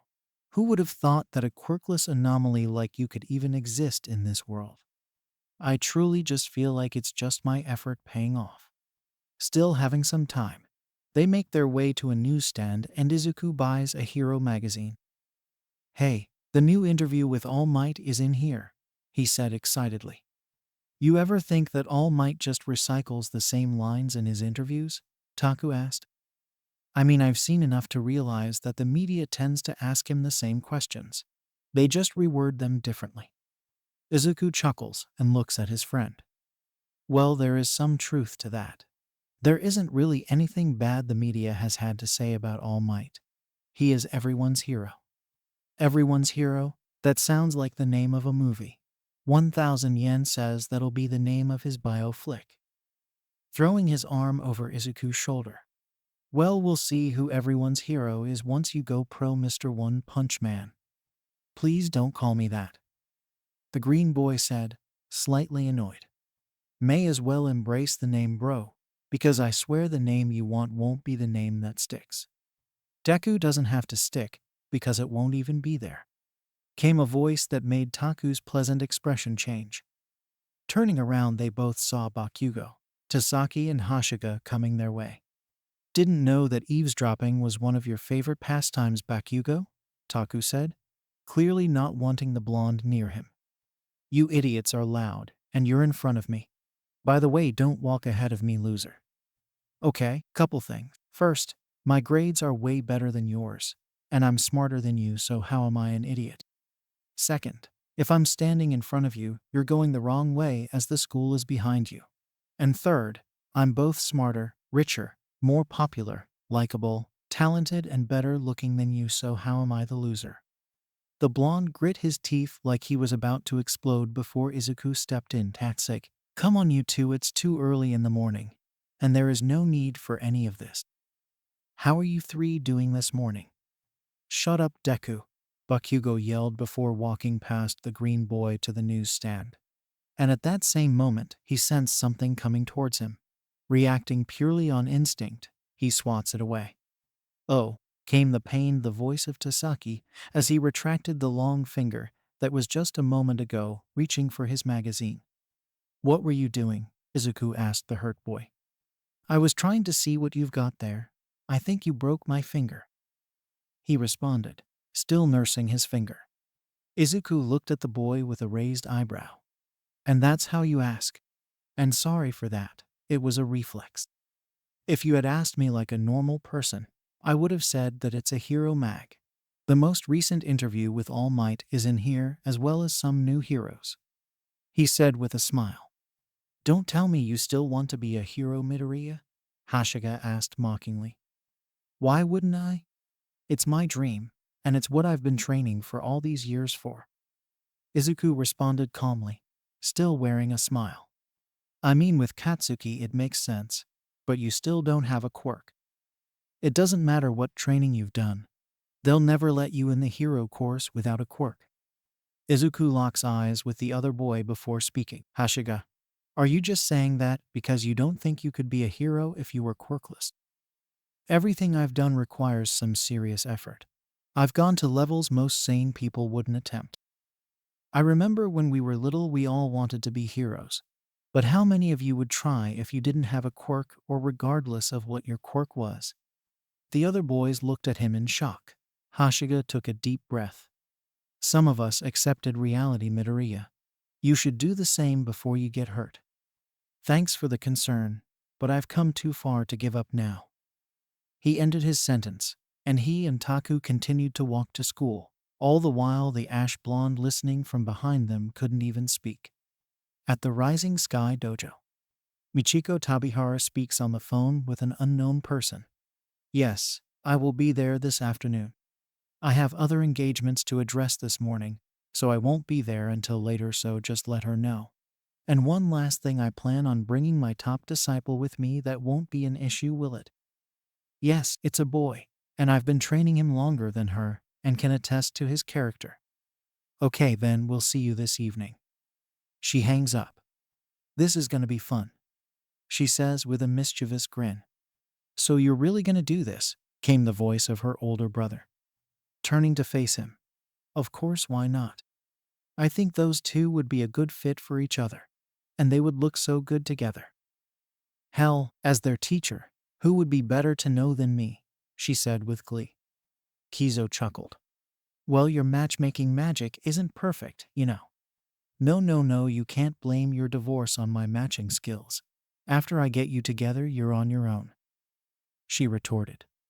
Kizo raised an eyebrow and placed a hand on his heart. Damn, low blow, he said dramatically. You started it. Aldera Junior High. Okay, you're all third years, so it's time to start thinking about your futures. I could pass out some career aptitude tests. But who am I kidding? I know you all want to go to the hero trek. The moment these words left his lips, every student in the class began to show off their quirks. All right, settle down, everyone. You know you're not allowed to use your quirks at school. Teach, don't lump me in with these bunch of losers. I'm the real deal, but the rest will be lucky to end up sidekicks to some busted D-lister, said an arrogant Katsuki Bakugo. You think you're better than us, Katsuki? Said one of the students. Bring it on, I'll take you all on, he said, the smug blonde. The teacher, upon looking at his board of the schools the students were interested in going, decided to speak. You want to go to UA, right, Bakugo? This question shocked the whole class, as many of them were surprised that he was trying for the national school. It was the best hero school in the country, and it had a 0.2 acceptance rate. It was impossible to get in. Aj is the only pace worthy of me extras. I aced all the mock test, and am the only one from this crappy school that has a chance of getting in. I'll surpass All Might and be the richest hero of all time. And it starts with you, a high. Yeah, didn't you want to go to you? A Timidaria? These words stunning the blonde in his gloating. Yes, sir. That is the plan, Izuku said with a smile. His smile and confidence didn't fade, even when the entire class minus Taku burst into laughter. Eat shit, Deku, Bakugo roared as he slammed an explosion on Izuku's desk, breaking the top in two.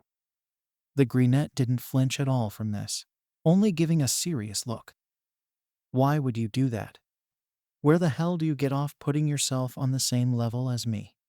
He mocked with a sneer, this clearly another attempt to get Izuku to fight.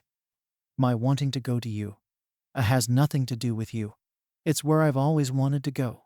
It's where All Might went, and I will too, he said calmly, shocking the whole class.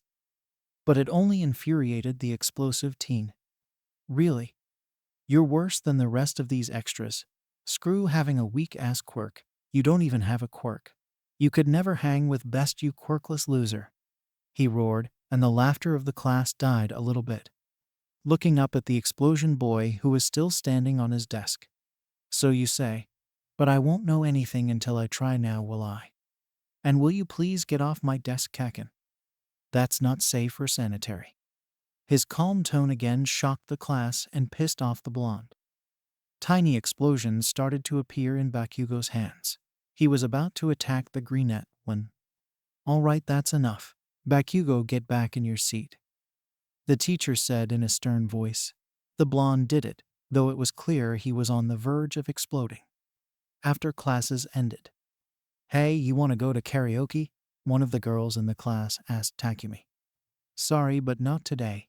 I got this new invention I'm working on with my grandpa, but you're welcome to come if you want. As this conversation was going down, Izuku was looking through his phone, seeing that the fight from this morning had made the news. He jotted a few notes down in his hero journal and was about to pack up to leave when he was blocked by Bakugo and his cronies. Our conversation from earlier isn't over, Deku, he said, quickly snatching his notebook. Wait, that was a conversation. I thought it was just another cheap attempt to stroke your ego. The other boys looked at the journal Bakugo had stashed. Hero notes for my future. Wow, really, Midoriya? Higashi said as they all began to laugh. Whatever, there's nothing wrong with being well-rounded. Kaken, please give that back, Izuku said, outstretching a hand. The blonde boy looked him dead in his eyes before slamming the notebook between his palms, burning it. Why would you do that? Izuku said in a shocked, irritated voice. The blonde, still having said nothing and making eye contact again, tosses the book out of an open window. The brunette looks at him with a face of shock and pointing his arms at the window in an animated fashion. Really? Who does that? He says before going to the window and seeing his book landed in the koi fish pond outside. He sighs a deep breath before turning to the blonde. You want to tell me why you just turned my dreams into fish food? You know what they say about all the top heroes? What they all had in common? They all showed promise during their school days. I was the first and only to come from this second-rate middle school, and I want the term UA graduate to go along with it. Then people will start talking about me like that. They'll know I'm legit. The next big thing. So you see, Deku, forget about UA. He ended this sentence with an attempt to touch Izuku's shoulder, but he swatted it away. I've heard enough. So what you're saying is that I should give up on my dreams and disregard all the hard work I've put in just because your ego needs me to. The other boy only glared at his response. It is admirable that you want to be mentioned in the same breath as every other top hero Kaken, it really is. But what would make for an even better story? How about a quirkless kid whose dreams were constantly stomped in the dirt? But with unending hard work, optimism, and determination, he became a fearless hero greater than any of those with quirks. I like the potential stories about him a lot better, so sorry. But I'm going to UA. I'm going to be the best hero I can be. And I'm going to help a lot of people. And if that bothers you, it's the embodiment of a personal problem, he said, not once breaking eye contact from the blonde, whose arrogant smirk turned into a scowl of pure rage. He walked past the green boy, but stopped at the door with his still shocked cronies behind him. TCH, get this through your fucking head, nerd. A quirkless Deku like you can never be a hero, so stay out of my way and quit messing with me before I kill you. I will never accept a quirkless failure like you when they can have someone like me. But if you want a shot, I know of a way you can get in. Try taking a swan dive off the roof and hope you're born with a quirk in your next life. His last statement carried an air of smugness. The greenette took in his words, and though knowing this was just another sad attempt to provoke him to fight, a part of him wanted to let it slide like with most atrocities that came from his mouth. But not with these. Turning around to face the explosion teen. Yeah, what? He smugly said, his hand forming little explosions. You said earlier you were going to be a hero and surpass all might. But what hero would say that to someone? His green eyes piercing Bakugo's soul.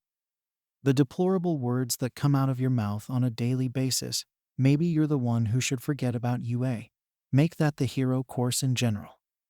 He started walking towards the blonde, eyes unflinching. You have a strong, flashy quirk, but you're the furthest thing from a hero. Here's some advice of my own. Give it up, Katsuki Bakugo. Because with that villainous personality of yours, even if you make it in, I'm certain you'll just get kicked out. He was now standing in front of the other boy. The shocked expression on his face spoke volumes. Bakugo had nothing to say. Now excuse me, I have to go get my book, he said, leaving the stunned boys in the classroom. Making it to the pond outside, finding the koi fish nibbling on his notebook. It tastes that good, huh, guys? Okay, give it here, he joked as takes his notebook from the fish and begins walking to the dojo. He decides to take an alternate route so as to not potentially run into Bakugo after school. He was crossing under a bridge when he heard a rumbling sound and he sensed malice. The rumbling came from a sew cover that just burst open and a liquid form came out. He noticed a pair of eyes in the liquid, and it hit him that this was a person with a liquid mutation quirk. Ah, a perfect body. I can tell just from looking at you that you're strong. I'm gonna need your body, kid. So just give it up before he shows up. Izuku thought. The villain shot several tentacles of sludge at Izuku, but he merely adjusted his body to dodge them, as the sludge was way too slow. Just who are you running from? And what did you do to have what I can only assume is a hero chasing you? Izuku asked as the villain retracted his tentacles. Why the hell does that matter? The villain roared as he lunged at Izuku, but he did a butterfly flip with the villain completely missing him. When Izuku landed, the same sewer cover burst open to reveal a man. He was wearing a white shirt with green cargo pants, but he was someone Izuku knew all too well, speaking his iconic line. Fear not, citizen, you're safe now, because I am here. Detroit, smash. The villain quickly dissipates from the force of All Might's attack. He quickly and thoroughly collects the villain in a water bottle. Good job staying calm, young man. This villain had given a bunch of pros a hard time earlier today, but you kept your head, he said, flashing his toothy smile. Thank you for the praise. I've had some good mental training, Izuku responded as humbly as possible. All Might was preparing to leave, but Izuku had to see where he stood on something. Hey All Might, can I ask you something? Sure, I believe I can spare a minute or two. What is it? Well, the thing is, can you be a hero if you're quirkless?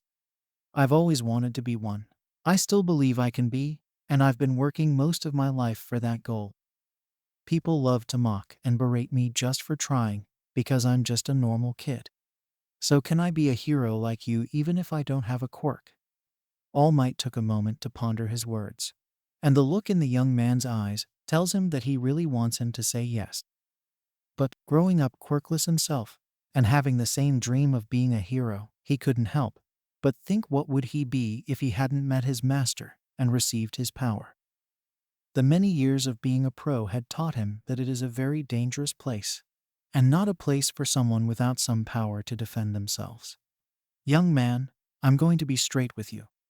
The world of heroics is very dangerous, and without a quirk of your own, I don't think it would be best for you to be in it. I'm sorry. It's okay to dream, and I can tell from looking at you that you've worked hard. But realistically, you can only get so far when you're facing a powerful villain with a strong quirk. You should look for another career path. I have to get this villain to the police. Take care, he said before jumping away, leaving a green-haired middle school boy standing there. He wasn't too shocked to hear All Might's words, but to hear them come from his hero made it sting more than anything his peers had said or done. He desperately wanted to scream in the direction of the hero that he was wrong, and that he would make it happen, but he remained silent. Of all the times his dreams had been rejected, crushed, or just stomped in the dirt, this had hurt the most.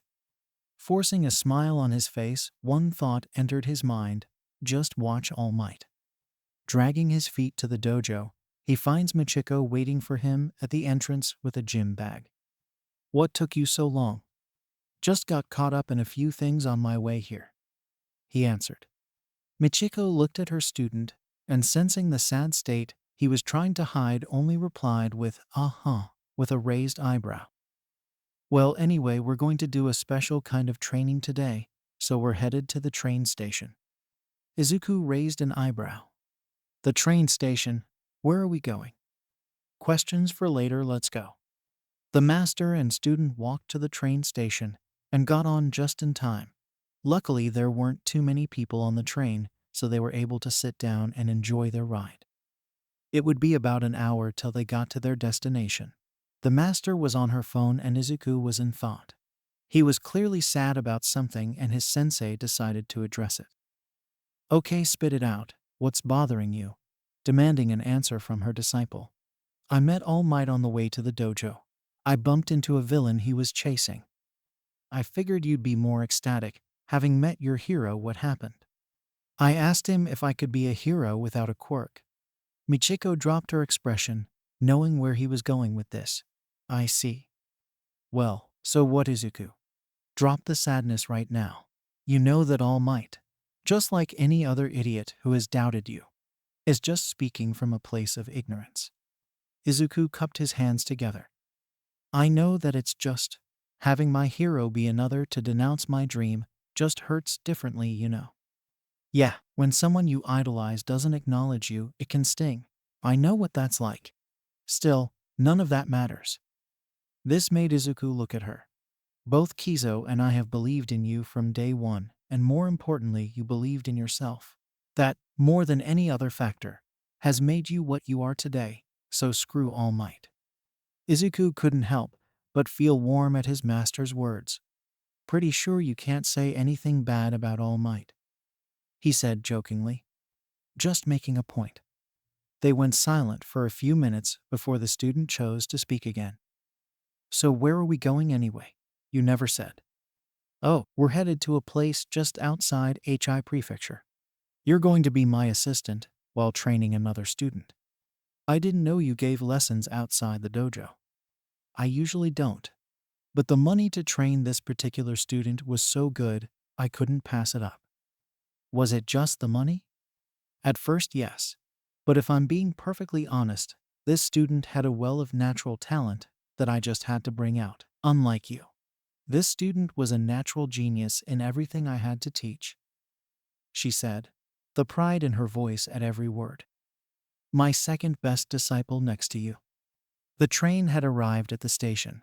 Upon exiting, they began walking to their destination. So how long have you been training this particular student? Izuku asked. I have been coming here 2-3 times a week for the past 5 years. I usually come in the mornings, but I had some business today. So we're here in the evening. They continue walking until they come across a road with a brick fence that covers several city blocks. They walk further along the road until they come across a huge gate with an intercom. The master walks up and presses a button. Yo, I'm here. You want to open the gate for me? Hello, madam. It's good to see that you have arrived. And I assume the young man with you is the one you mentioned earlier? Said a male voice from the intercom. Yes, this is my number 1 disciple. Now open the gate, please. The huge gate slowly opened, allowing the two to walk through, and past the gate was another road that led somewhere. So, I assume this student is very wealthy. Just who are they anyway? Izuku asked. Michiko was walking in front of him. The student's name is Yaoyorozu. And as I said earlier, we've been training together for the past 5 years. What disciplines did you teach? Leopard and dragon style kung fu, pressure point fighting, bujutsu, kenjutsu, and wushu. I also threw in the speed technique because why not? Izuku was taken aback by all the training Yaoyorozu had done over the past 5 years, and he was now eager to meet and test himself against his sibling student. Wow, with all that he must be really powerful. Michiko, catching his words, chuckled a bit. Oh, I didn't mention it earlier. Yaoyorozu is a girl, the same age as you actually. She ended this sentence with a devilish grin that Izuku didn't see. And here we are, she stated. Izuku, looking forward as a giant mansion that resembled a palace finally came into view. The place was huge, being the kind of house you only read about in books, and someone like him was about to enter it. His shock still reeling, his teacher encouraged him that the first time is always a shock, and makes you realize how poor you are. He wasn't too thrown off actually, as it was only a bit bigger than Taku's house, which he had been to many times. And if it was anything like Taku's place, then it would be bigger if there was a lab somewhere under the house. Upon reaching the front door and ringing the bell, they were greeted by a tall man dressed in a black suit. He had brown hair and was wearing glasses. His eyes were also closed for some reason. Hello, Sakawa. Good to see you. This is my top disciple. Is my other student ready? The man spoke, never opening his eyes. Yes, the mistress is currently waiting for you doing warm-up exercises in your usual training spot in the garden. Thank you. Let's go, Izuku. She beckoned her disciple. Pointing in the direction of the nearest bathroom, Izuku changed into the outfit his teacher had brought for him. It was the outfit he usually wore when training in Wing Chun. After changing and meeting his sensei in the living room, the two walked through the house, giving Izuku an idea on just how big the place was, and even more so wondering what kind of person this Yaoyorozu was. Walking to the back of the house, going past the pool area, they finally make it to the garden. All around them there were hedges trimmed in the shape of various figures. And all the way at the end was a clearing with lots of space in, and the center was a girl. She was going through various motions and techniques. Her movements were so fluid and smooth. From the distance away they were, he could spot no flaw in her technique. As they got closer, he began to take in the full figure of the girl in front of them. And she was absolutely breathtaking. Her hair was in a spiky ponytail with a blade of hair that ran down the right side of her face. Her eyes were cat-like and onyx in color, making her face stunning. Her chest and overall figure were curvy and maturely developed, made evident from the outfit she was wearing. A kung fu outfit with a red short-sleeve top, black pants, and tai chi slippers. Finally noticing the two approaching, the girl finished her last set of movements, taking a breath and addressing her sensei. Hello, sensei. I just wanted to warm up before we began our lesson. The girl stated, bowing her head. Michiko and Izuku finally step into the clearing. That's perfectly fine, Momo. and I can see your technique has improved a bit. And also, this is my number one disciple. He'll be assisting us in our training today," she said, ending this with a hard pat on Izuku's back, as if to say, "Introduce yourself." Hello. My name is Izuku Midoriya. It's nice to meet you." He mentally cursed himself for stuttering, something he hasn't done in a very long time. And with his friendship with Taku, who is popular with girls, he has been able to talk to many girls at school and the dojo that he has found attractive. But this girl, she was by far the most beautiful creature he had ever seen. "It's nice to meet you as well. My name is Momo Yaoyorozu. Thank you for coming today, and since you're sensei's top disciple, I hope to learn a lot from you," she said, giving a welcoming smile. The master watched the first iteration between her top two students and thought, "That went about as well as I expected." Clapping her hands together, "Okay, Momo, we'll get to our weapons training later, but my reason for bringing Izuku here was so you could spar with him. You've gotten too comfortable just facing me, so I figured testing yourself against someone else who is also the same age as you would give you a new perspective." Momo nodded, accepting her teacher's words. "I understand, sensei. Izuku, you're the best test for her that I could think of to decide her training in the time we have left. So take this seriously." "Okay, master," he said, rearing to go. A mischievous grin formed on the older woman's lips. "Would, and don't hold back or go easy on her just because she's pretty." Izuku's face suddenly turned beet red. "All right." They both step into the circle of the clearing. They both get into their respective forms. A wind blows by as they eye each other. Momo strikes first, coming at him at sonic speed. Her right leopard fist comes for his face, but he deflects. He counters with a left punch, but she pops it away. They go into a dance of striking, dodging and countering for about a minute. Momo, after dodging one of Izuku's right punches, grabs his arm, spinning and throwing him. The boy skids when he lands, and before Izuku can recover, Momo is already flying at him and kicks him twice, using her second kick to jump off of him. Landing, she comes back, but Izuku is ready. Momo unleashes quick strike after strike. Izuku dodges and deflects them all. Catching Momo's right wrist, he spins her, hitting her side with a barrage of hard punches before tossing her away. Momo flips back up looking for her opponent, but he is nowhere to be seen as her feet are swept from under her. She falls forward, her ample breast cushioning her fall somewhat, and turning around to see Izuku there. She flips back up and charges again. Momo's movements were fierce, quick and precise. Every attack she threw was a blur of blinding speed and power. But they were nothing Izuku couldn't handle. Their spar lasted over an hour, and not once was Momo ever able to touch Izuku after the kicks she landed. He was too fast. His defense and reflexes was too good, and his attacks had far more power behind them than her own. Momo went for a kick that Izuku blocks. Then he quickly drops and sweeps her for what has to be the 5th time today. Momo gets back up, going for strikes to Izuku's face and body. All get dodged or deflected. Deflecting one of Izuku's counters, Momo takes this chance to strike his face, but Izuku catches it, tossing it away with enough force that Momo rears to the left. He takes this moment to unleash a palm strike to Momo's cheek. She spins in the air before hitting the ground. The sensei finally decides to call it. "Very good, kids. I think we're done with this portion for today.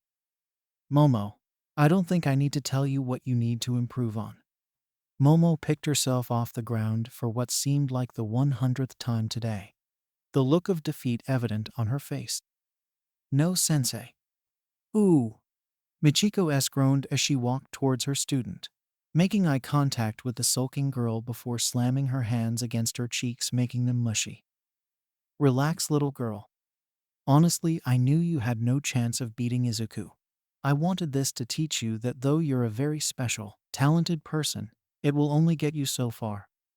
I know the pressure to succeed can be daunting, and when you're put in that bubble of being special, then suddenly things don't go your way, it means you're not special anymore. But in spite of that, always remember there is always someone better, someone stronger. Someone who may be working 10 times harder than you are just to keep up with and eclipse my natural talent. So never become complacent with your current effort. She ended that statement looking right at Izuku. Yes, sensei, Momo said with mushy cheeks and new fire clear in her eyes. Now that that's over, make me a sword. She beckoned her student. Yes, ma'am. Momo did just as her sensei said. The green boy, still watching, was in shock after seeing a sheath come from the girl's hand, growing more and more to reveal a katana. Michiko unsheathed the sword, slightly grazing it along her finger. Nice and sharp as always. Now make yours and we can get started. Momo did as she was told and produced a katana. The quirk nerd was impressed, and he had to know. Yaoyorozu, do you mind telling me what your quirk is? Looking at the boy, she responded. My quirk is called creation. Using the lipids in my body, I can create any non-living item, as long as I understand the molecular structure. The boy was amazed, his mind running through all the possibilities of such a power. Wow, your quirk is incredible. There are so many things you can do with that. They seem almost boundless. The girl turned her head as her cheeks grew a shade of pink. Thank you. Michiko smiled. Yeah, Momo has a pretty impressive quirk with the patience and brains to work it. But it'll take more than that to be a good hero, she said, putting strong emphasis on the word hero. Wait, you want to be a hero? Izuku asked excitedly. Yes, that's why I have been training with Tabihara-sensei. Yeah, I guess I should have figured that. What school do you want to go to? My goal is to attend UA. I'll be taking the recommendation exam in 9 months. She excitedly said with a smile. That's great. I actually plan on going to UA too. I'll be taking the entrance exam in 10 months though. Since we're sibling students, it would be really great if we were classmates. He smiled at her happily and hoped for a chance to get to better know the girl. Yes, I'd like that, Midoriya. She responded, her cheeks still a shade of pink. Unbeknownst to the two teens, a sly smile spread across the face of their teacher. All right, my little dumplings, save all that for later. For now, Momo, let's begin. Izuku watched as the two women practiced various sword swings and numerous sword forms. Momo, while not nearly as skilled as Michiko, it was clear she was used to swinging a sword. Sensei had her make several objects for cutting, and in a similar drill for the speed technique she tossed them, testing Momo to cut them several times before they hit the ground. They also tested how many times Momo could swing her sword in 1 second. Sensei said that the mark of a master swordsman is being able to cut anything numerous, if not dozens of times over in a second. Being able to perform the flying blade technique and to cut without damaging, that's the criteria for a master swordsman.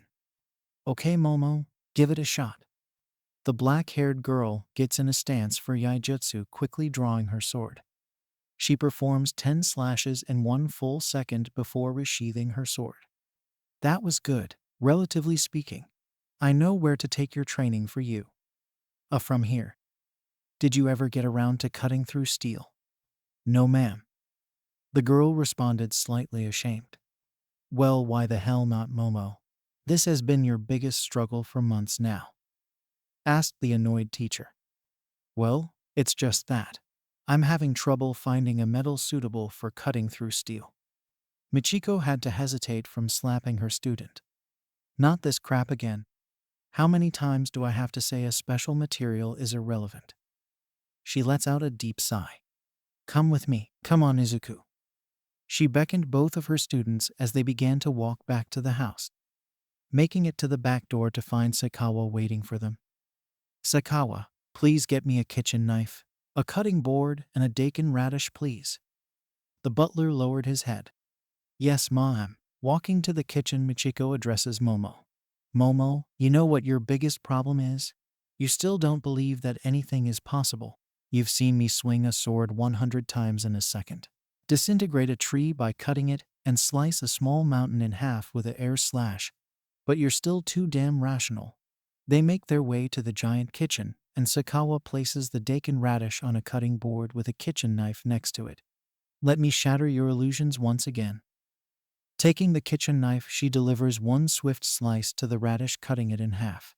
Now be amazed, she said before picking up the halves of the radish and putting them together, and somehow they reattached as if they were never severed. Taking it in his hands. Wait, that's incredible. How is that even possible? Izuku exclaimed while inspecting the vegetable. Momo, taking it from him, also inspected it.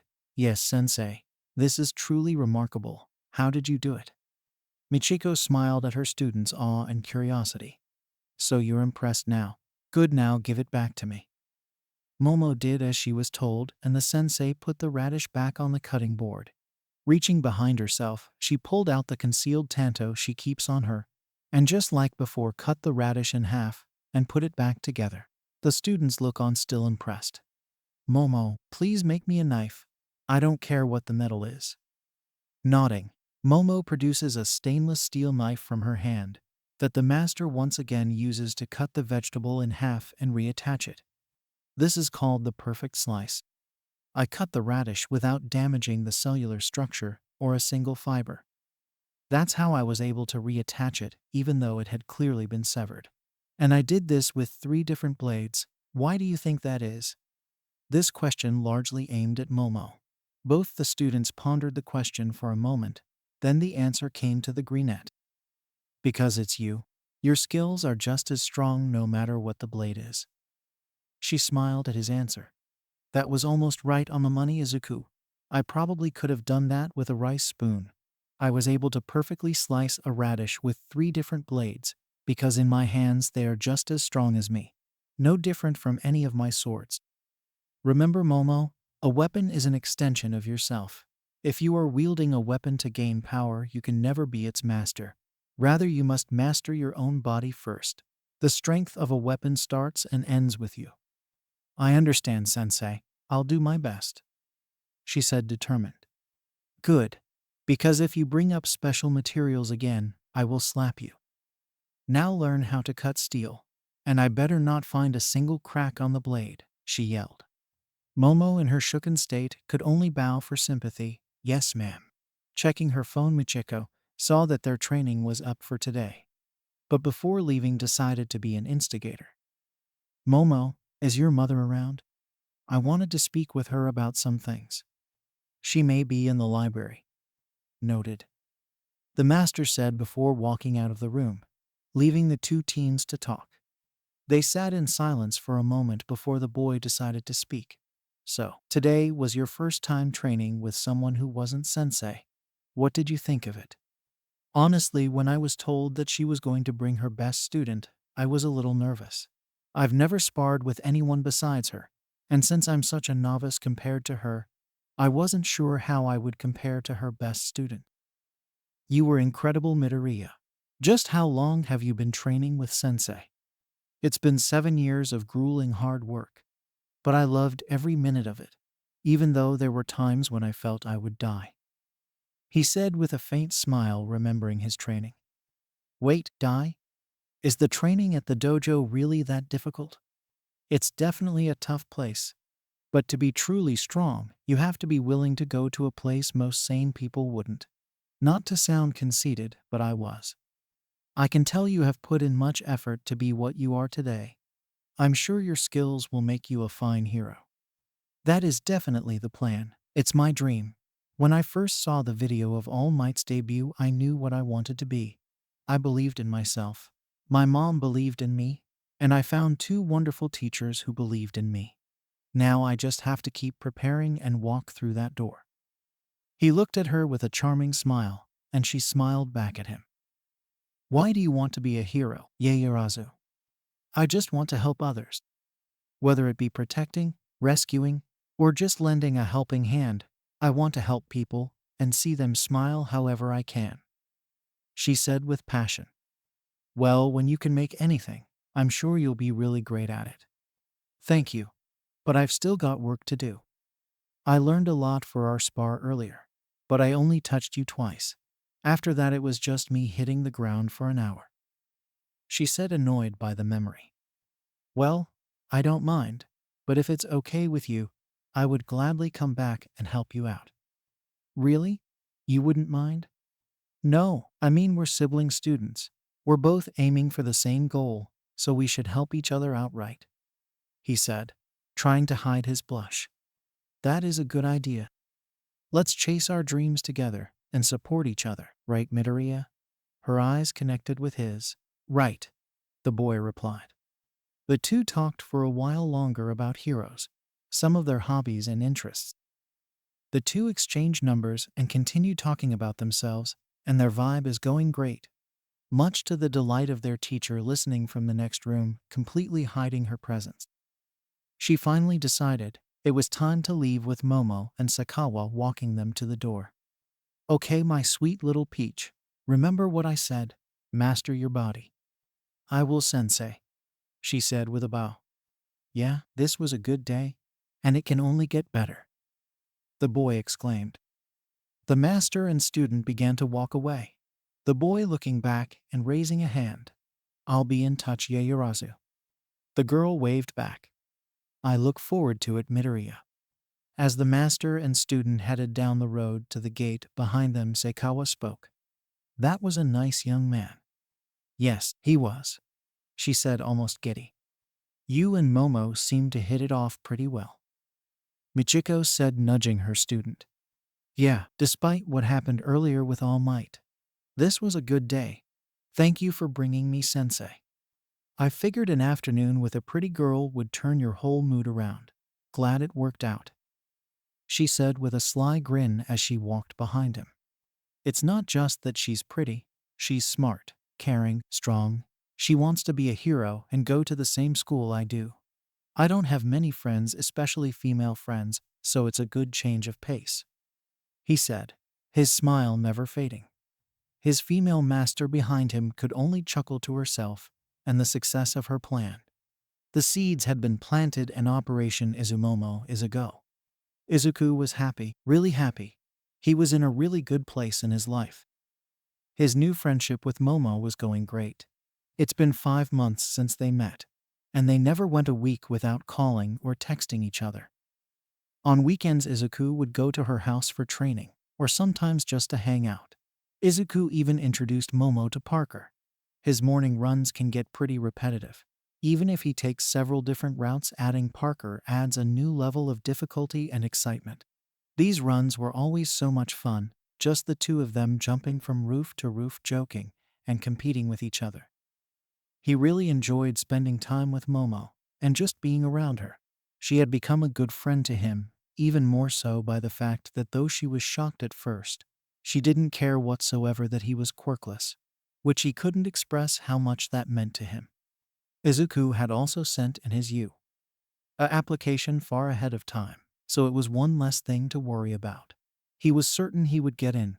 His grades were the best in his year next to Taku, so he wasn't too worried about the written portion of the test. Every week he gets stronger and faster, and his control over his incredible strength improves. His masters continue to put him through the ringer, and the results speak for themselves. His spars with both of them are the best thing he could ask for as they hone his skills to a fine precision. After seeing Michiko train Momo in the sword, he was interested in learning basic swordsmanship, however not in the typical way.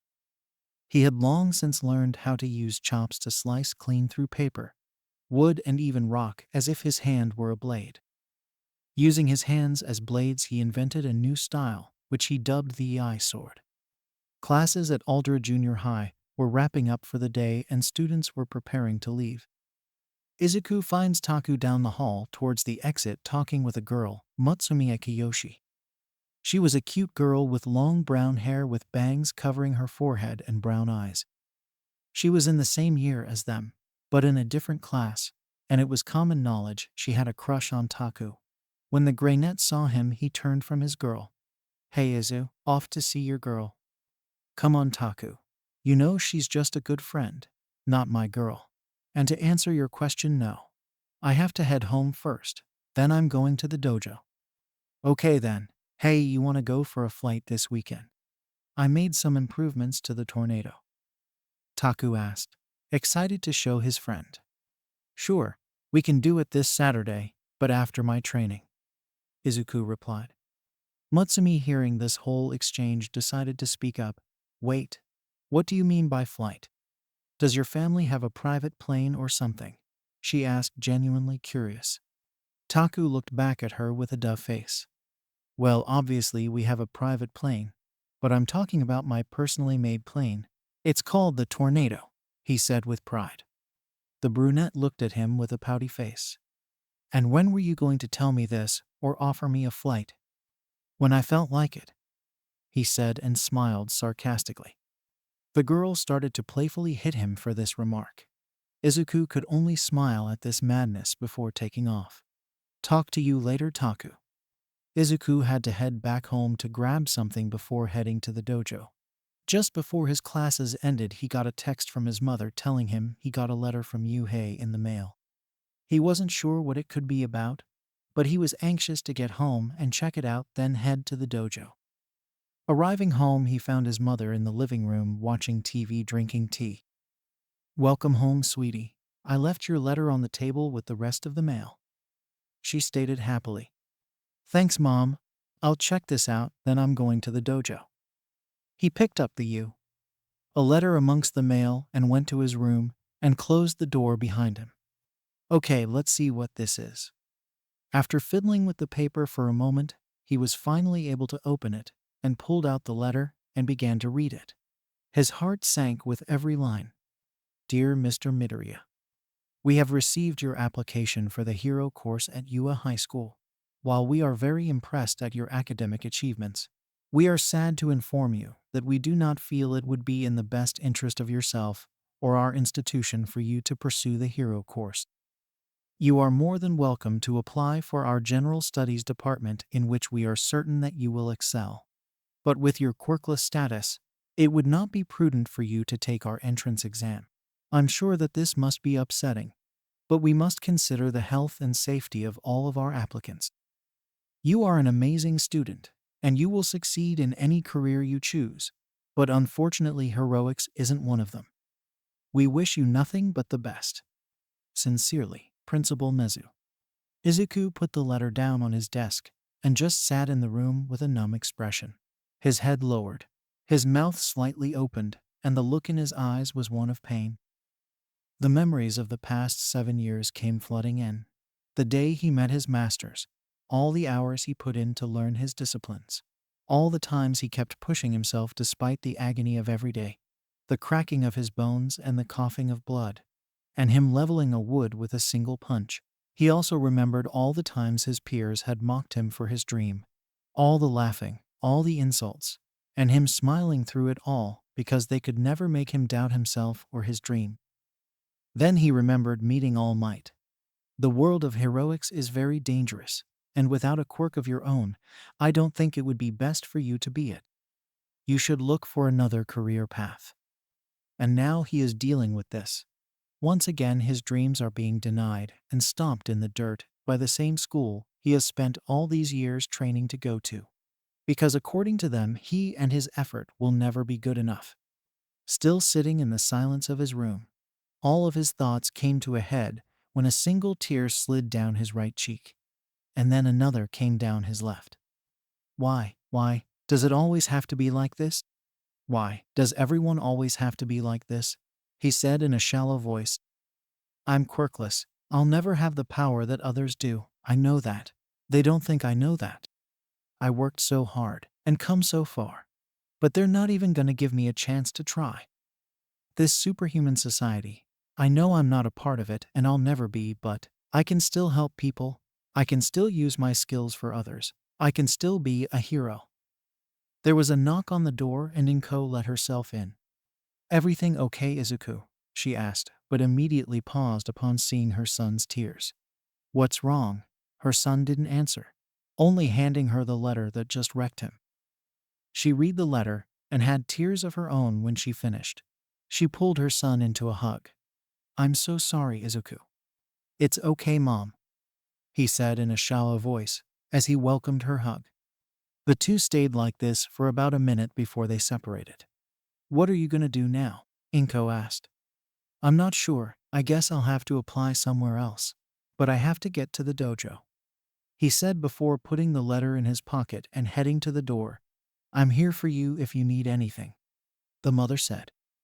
"I know, Mom. Thank you. I'll be back later." Izuku dragged his feet all the way to the dojo, his rejection weighing heavily on his mind. He walks in to find Michiko on the far end of the property practicing sword swings. While he would prefer to talk to Kizo in a moment like this, but he was busy training other students on the other side, and he just really needed the guidance of one of his masters. Michiko was standing in front of a wooden post in a batojutsu stance. She swung her sword, and in the span of 1 full second performed 100 slashes, disintegrating the post and sheathing her sword. She looks to see her favorite student approaching her with a numb expression and eyes that screamed sadness and hurt. "What's wrong, Izuku?" she asked, her eyes meeting his with concern. The boy let out a sigh. "It looks like I won't be headed to you. And after all, Master." The brunette raised an eyebrow at his words. "And why not? Blatant discrimination, it looks like." He ended this statement by handing her the letter. She takes it and reads it, her face shifting to one of anger upon finishing it. "Those hypocritical bastards. How dare they? Looking out for you and the institution is a bunch of crap, plus ultra my ass. You know what, Izuku, wait right here. I'll be back in an hour." She finished and walked to the dojo and walked back out with a carrying bag for her sword and put it in. This snaps the boy out of his depressed state. "Wait, Master, where are you going?" he asked, slightly horrified about what she might do. "I am off to cut the U. A faculty for this level of disrespect. Wanna come?" The greenette was now terrified for all of the U. A staff. "Wait, I'm sad about this, but you can't kill them. Please stop," the boy begged. "This isn't just about you, Izuku. They insulted you, and by extension us. Who the hell are they to say your effort will never be good enough when we're the ones who trained you? Don't worry, I promise it will be painless," she said as she started to walk to the front gate. The greenette was visibly scared for what his master was about to do, so he did the only rational thing he could do. He grabbed his sensei by the waist and picked her up. "What? Put me down, Izuku. They're gonna pie," she screamed as Izuku carried her to Kizo, who was just finishing his class. "And what fresh madness is this?" he asked jokingly at his sister, trying to free herself from the grasp of his best student. "Master, please help me," Izuku begged. After finally managing to calm his sister down, all three are sitting in the main house living room. "So now does one of you want to give me the full story of why you wanted to kill the faculty at UA?" he said in a stern voice. Izuku was the one to step up and handed him the letter that set his sister off. Taking it and reading, Kizo's normally warm, pleasant expression clearly changed to one of anger. "I see. So you've basically been barred from taking the entrance exams because of your lack of a quirk." Izuku nodded. "Yes, Master." "And you were going to punish them because of this," he said, looking at his currently mopping sister. Kizo takes a deep breath before speaking again. "Normally this would have the making of a good lawsuit, but it is a special school, so technically they can do this. It must hurt to be singled out like this once again, Izuku. Especially from your dream school." "Yeah, this hurts a lot. I worked so hard. I know I can do it, but they're not gonna let me try because they say I'll never be good enough. I've gone plus ultra every day for 8 years, but that doesn't matter because I can't show that, can I? It's so frustrating. All I want is to help people. I want them to feel safe because I did something good for them. But as far as this world built on quirks is concerned, someone like me is useless." He looks up at Kizo, trying to fight back his tears. "Master, what should I do?" Kizo and Michiko both looked at their hurt disciple, the look in his eyes and his question very reminiscent of when he asked Michiko to train him. Kizo, while normally always having a response and a pillar of wisdom and confidence for his student, had no easy answer. Izuku's dream was out of his reach, and it wasn't his fault he couldn't tell him to give up on it after he had worked so hard. He also knew firsthand just how painful even the thought of giving up on your dreams can be, and to actually give up is a pain worse than death. Izuku, I don't have a clear answer for you, but you need to make a decision. The brunette locked eyes with his master. So you're saying I should give up on my dream? He asked, scared of the answer. I didn't say that. If you give up on your dream, you'll experience pain far greater than you do now. You should take some time and think about what you'll do next. I suggest finding something to take your mind off heroics. Try getting involved in community service or taking on a personal project. Like what? This time it was Michiko who perked up. Hey, how about you clean Dagaba Municipal Beach? The place used to be beautiful back in the day, but now it's an illegal trash dump. It would make for some good light training, and you'd be doing something good for the community. Kizo raised a finger to his chin at his sister's words. I like that. It's definitely a good idea. See if cleaning the beach will give you some clarity. Izuku took in his master's advice, once again grateful for all that they have been to him. Thank you, masters. I'll go over there after training today. Michiko smiled at him before jumping up. All right, let's go, kiddo. Let's get you stronger and blow off some steam. After training that day at around sunset, Izuku was at the beach, and just as his master said, this place was a dump. It would almost certainly be beautiful if you got rid of the trash. There were TVs, washing machines, refrigerators, and even whole cars out here. Taking a look at the mountains of trash that litters the beach, he got to work. He started by picking up huge piles and taking them to the front for the garbage company to pick it up. For some of the larger things, he would just crush them, which was incredibly easy. After an hour, it had gotten dark, and he decided to call it a day, leaving a huge pile of trash to be picked up. Walking back home through the dark streets of the city, he walks along thinking about the events of today. Cleaning the beach hadn't helped him to find direction, but it was only the first day. He wanted to tell Taku about all this, but some things are better said in person. And whatever he chose to do, he was certain Taku would have his back. There aren't too many people walking around, and he doesn't see any heroes around. There was a brown-haired woman walking in front of him, and he was brought out of his thoughts when she suddenly rose off the ground and was violently pulled into an alley by an invisible force. What the? Was Izuku's only thought before rushing to look down the alley. He sees the woman still off the ground, pinned against a wall, and a man wearing a black face mask and a jacket with an object. He quickly registered as a knife in his left hand, about to stab her. He pulls his arm back, and on pure impulse, Izuku bursts down the alley, grabbing the man's arm in mid-thrust. What do you think you're doing? The teenage boy demanded. The man was clearly shocked that someone else had arrived so fast and had such a bone-breaking grip. The boy's interference made him drop the woman, making him mad. So you came to play too, kid? He ended these words by dropping the knife and making a gesture with his right ring and index finger, and the knife came flying diagonally at the boy's face. The teen let go of his arm, jumping back to avoid the knife. But the knife stops in mid-air and comes flying down at the boy. It was too slow, and Izuku merely cocked his head to the left, with the blade missing him again. But he noticed the blade attempting to flank him. But to the shock of the attacker, he grabbed the knife at the blade and with a gentle squeeze shattered it. What the hell? Your quirk an arm enhancer or something? The man asked. My quirk isn't the issue here. Why are you doing this? Izuku demanded again. The man looked at the teen with a sinister grin. I'm playing a game. A game, he exclaimed, shocked and becoming angry. Yep, it's my favorite game. I snatch the first person I see and stab him. Looks like today I got 2 for the price of 1. He said, clearly excited. Hearing his words, Izuku remembers a news report he saw a few days ago about several people who had been severely stabbed multiple times over the past few weeks. One of them even died. You're the serial stabber. The man smiled at hearing this. So you've heard of me?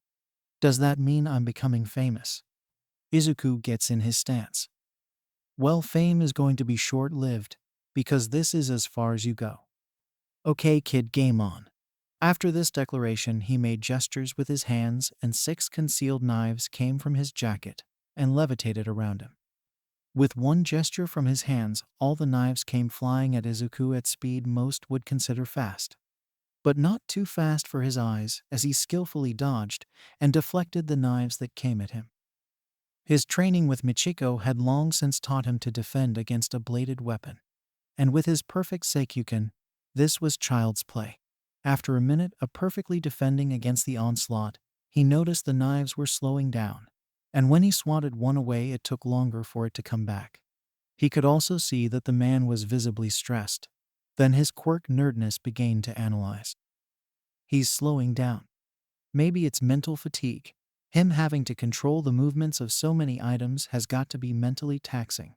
Let's test this out, he thought. Izuku swats away a knife aiming for his chest, then grabs the handle of one coming for the right side of his throat with his right hand and uses it to knock away 2 more knives. He shifts his body to the left to dodge one that was about to pierce his left lower back and grabbing it as well. Using the 2 knives to easily knock away the other 4, he took this opening to throw one of the knives to the right side off the man's head, missing him on purpose but making him react. He jumped to the side and was met with Izuku in his face. The teen unleashed a dozen blurring punches to the stabber's face and chest, ending the barrage with an uppercut to the chin, grabbing his arm and delivering a chop to the neck. He spins before pulling him over his shoulder and slamming him hard. Still holding his arm, he bends it at the elbow, able to break it if need be. Cough, cough, came from the down stabber, the air clearly knocked out of him. What the hell just happened? He said through the pain and the struggle for air. You lost, it's over, Izuku said, turning to the woman who was crouched against a wall, both shock and fear clearly evident in her eyes. You okay now, miss? He said, giving her a warm, assuring smile. A tear started to fall down her eye. Yes, thanks to you, she said, her thankful smile warming Izuku's heart. The boy nodded. Would you please call the police? I've got this handled. The woman nodded, and then left to go do it, leaving the 2 males in the alley. So you want to tell me why you chose to hurt people in your free time? He didn't respond, only making a gesture with his free hand, and 2 knives came flying at Izuku. He looks up and sees the blades coming and punches the man in the face, knocking him out and the knives falling. So that's how it is. You just did this because you wanted to, and for some reason it was fun. I hope you can learn and find a way to be a better person. The police and several heroes arrived about 5 minutes later. The stabber was taken into custody, and both the woman and Izuku gave their statements. Despite the good deed he'd done, both the pros and police took the time out to lecture him about his reckless actions. That was a reckless stunt you pulled, kid, Death Arms said. You may have won, but you still could have been killed. You should have run to find the nearest hero, not rush to confront a murderer, said Kamui Woods. But there weren't any pros around. There wasn't any time to think or look for help. I saw someone in danger, so I helped them. How is that a problem? It's a problem because vigilantism is a crime, and we can't condone illegal quirk use, came the stern voice of a man in a brown trench coat and fedora. I am Detective Naomasa. I'm quirkless, sir. I don't have a quirk to break the law with, he said, looking at the 3 men, his words unflinching. The 3 men were all in shock from his words. The serial stabber they have been trying to catch for weeks was stopped by a quirkless boy. Well, that's all the more reason you shouldn't have gotten involved, said Death Arms in a bewildered tone. If I didn't, she may have died. I couldn't just leave it to chance when I was right there to help. So what if I'm quirkless? If someone needs help, you help them. Isn't that just natural? This time, it was the detective that spoke up this time. Look, kid, you have a point. But we have laws in place and pro heroes trained and certified to handle situations like this. We cannot condone civilians taking the law into their own hands. Nothing wrong with being a good Samaritan, but you should leave it to the professionals. But what if no pro is around? What if the victim dies? What if the villain gets away and hurts more people? What does that say about you if you help someone and you don't? There are too many what ifs, detective, and I don't need that on my conscience. I'm sorry. Mayamasa let out a deep sigh. Look, kid, I hear where you're coming from, but we have to maintain law and order. We're going to overlook this time, just don't let it happen again. The detective finished. Walking back to his car, he decided to give the woman a ride back to her home, but not before she thanked her profusely. She then gave him a card for the cafe that she owned and asked him to swing by for some cake on the house. He also learned that her name was Nanomai Kaibara. The cops offered him a ride home, but he declined it. He needed to be alone with his thoughts. He saved her. He literally saved someone today. Sure, it may have been some back alley villain, but it was way too easy. He reacted quickly, stopped the villain with ease, and his smile made her feel safe. Just this afternoon, he got a letter from his dream school saying he would never be good enough, that his effort was pointless. Well, he proved today that it wasn't. It was clearly more than enough. You can't be a hero without a quirk. A sentiment he has had to fight against ever since he was diagnosed as quirkless. A sentiment that UA agrees with, but that won't stop him. He was determined to be the hero he wanted to be. He just needed a chance to show that a quirk means nothing when you work hard. Since UA is off the table, I'll just have to apply somewhere else. I'll try Shiksu. Its program rivals UA's, Ketsubutsu High and Isamu Academy. Surely one of them will let me in without a quirk. He smiled at his thoughts, optimism unwavering. 1 week later. Why? Was Izuku's only thought as he looked down at the 3 rejection letters on his desk that basically reiterate what a letter said. All of them saying that it wouldn't be in the best interest of the school or him to allow him to participate in the entrance exam. You can't be a hero without a quirk is apparently a sentiment shared by the Hero Academia itself. Not just UA. He felt so good a week ago. He was able to use his skills to help someone, to save a life. And even though these schools say it's impossible, he knows it isn't. He knew this could happen, but still, his dream has constantly been stepped in the dirt, and no one has ever cared how much that hurts. And he can't get a chance to attain his dream because they won't open the door. He decided that he needs some air, so he goes down to Dagaba Beach. He finished clearing all the trash yesterday, and the beach was beautiful just as Michiko had said. He walks onto the sand. There aren't any people out here, and he just takes in the sounds of the waves crashing on the shore. Just like the stream that ran through his training spot in the woods, the sound was very tranquil, and it allowed him to clear his mind. His mind shows flashes of all pain that has come with him wanting to be a quirkless hero. The mockery of his peers, the rejection from All Might, and the rejection from the Hero Academia. All of these memories were making him mad. Then one popped in that soothed him. His smiling face asking Nanami if she was okay after he pinned the stabber, and her thankful smiling face. I have to take my dream into my own hands. I will become the greatest hero I can possibly be, he said, ending this declaration by looking at his open right hand before making a fist. I can do this, I know I can, he said before getting into his stance and cocking back his fist. He throws a strong punch with a shockwave parting the ocean by at least 100 meters and creating walls of water that reached for the sky, going far beyond the horizon. The greenette turned around, not bothering to wait and see the ocean come back to normal. He had made his decision, and he needed to speak with his masters. He made it to the dojo and was sitting in the main house in front of his masters. So you've made up your mind about this? Kizo asked in a stern voice. Yes, master. The student responded. Well, I support you all the way, kiddo. Michiko chimed in, giving him an assuring smile. I'll be honest, Izuku, I don't fully support this decision. I understand that doing this may be the only way to realistically achieve your dream, but you're risking your future if this goes airy. I know, master, and I've considered that. But if I just throw away my dream without taking it with my own hands, I'll never get over it, and it will haunt me forever. I'll be careful. I'm just asking you to trust and believe in me. he said, meeting the older man's eyes. Kizo couldn't help but smile and let out a little chuckle. What kind of question is that? If I didn't already trust and believe in you, you wouldn't be my disciple.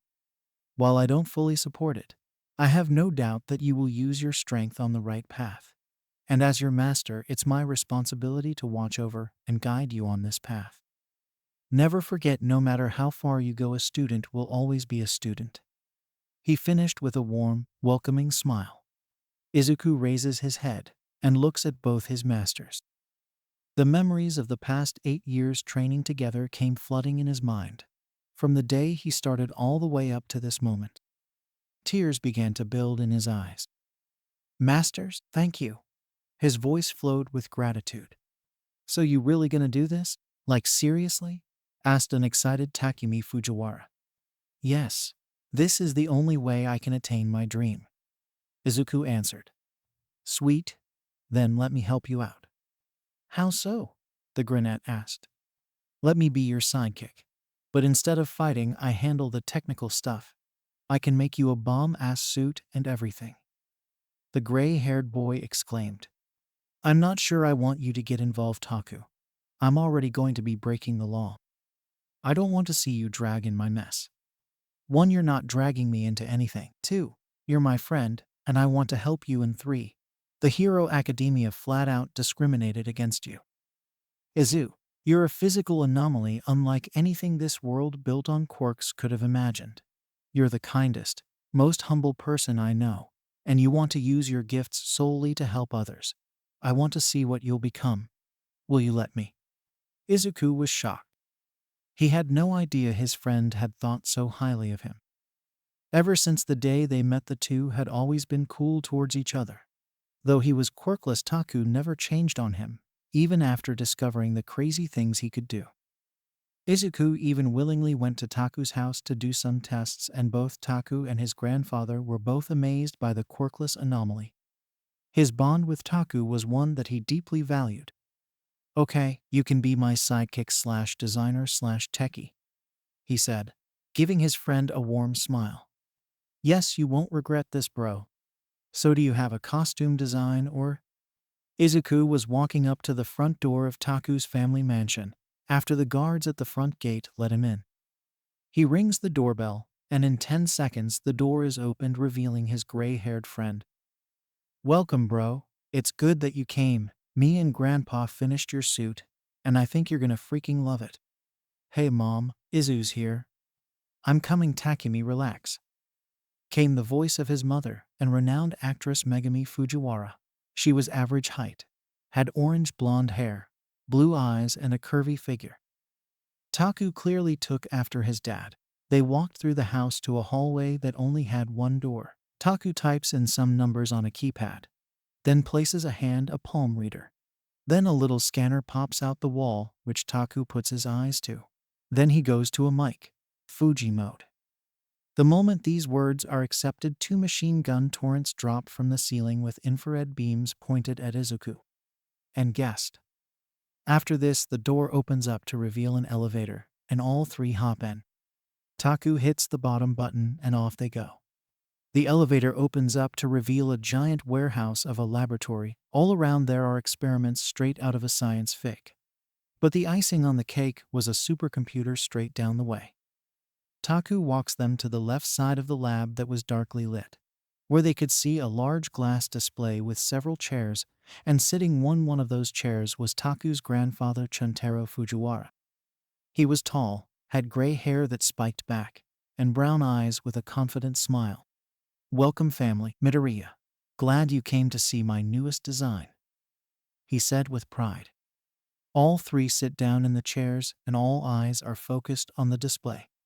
A door opens on the edge of the display, and a mannequin comes out wearing a black cowl mask covering the face and neck only exposing the mouth, and had white eyelids. A green jumpsuit with black lines going down the arms, legs, and across the waist. There was a red belt and black gloves with red lines on them and black boots. So at first glance, what do you think? The elder Fujiwara asked. It came out even better than I hoped it would, exclaimed an excited Izuku. Good to know. because I made this suit specifically for you. It's my first hero costume, so I wanted to impress. He presses a button, and the mannequin moved down the display, and their chairs moved as well. The fabric is made of a special alloy I myself invented. It's very breathable and should provide maximum mobility. The display suddenly burst into a sea of flames. It can also withstand the heat of over 1,000 degrees. The flames in the display died out with the suit unaffected. Then machine gun torrents dropped down and pelted it with bullets. It's completely bulletproof and blade-proof. I was going to make it indestructible, but seeing as how you already are, virtually speaking, I figured it would be redundant, so I skipped it. And it's machine washable. Most costumes aren't like that, so it's a new feature. He gave Izuku a prideful smile, clearly satisfied with his work. It's great, Mr. Fujiwara. This is way more than I asked for, thank you, the green boy exclaimed. Chontaro only smiled. I'm glad you like it. But we're still not done yet. The most important feature, your mask. You want to take this one, Takumi? Sure, Grandpa. Listen up, Izu.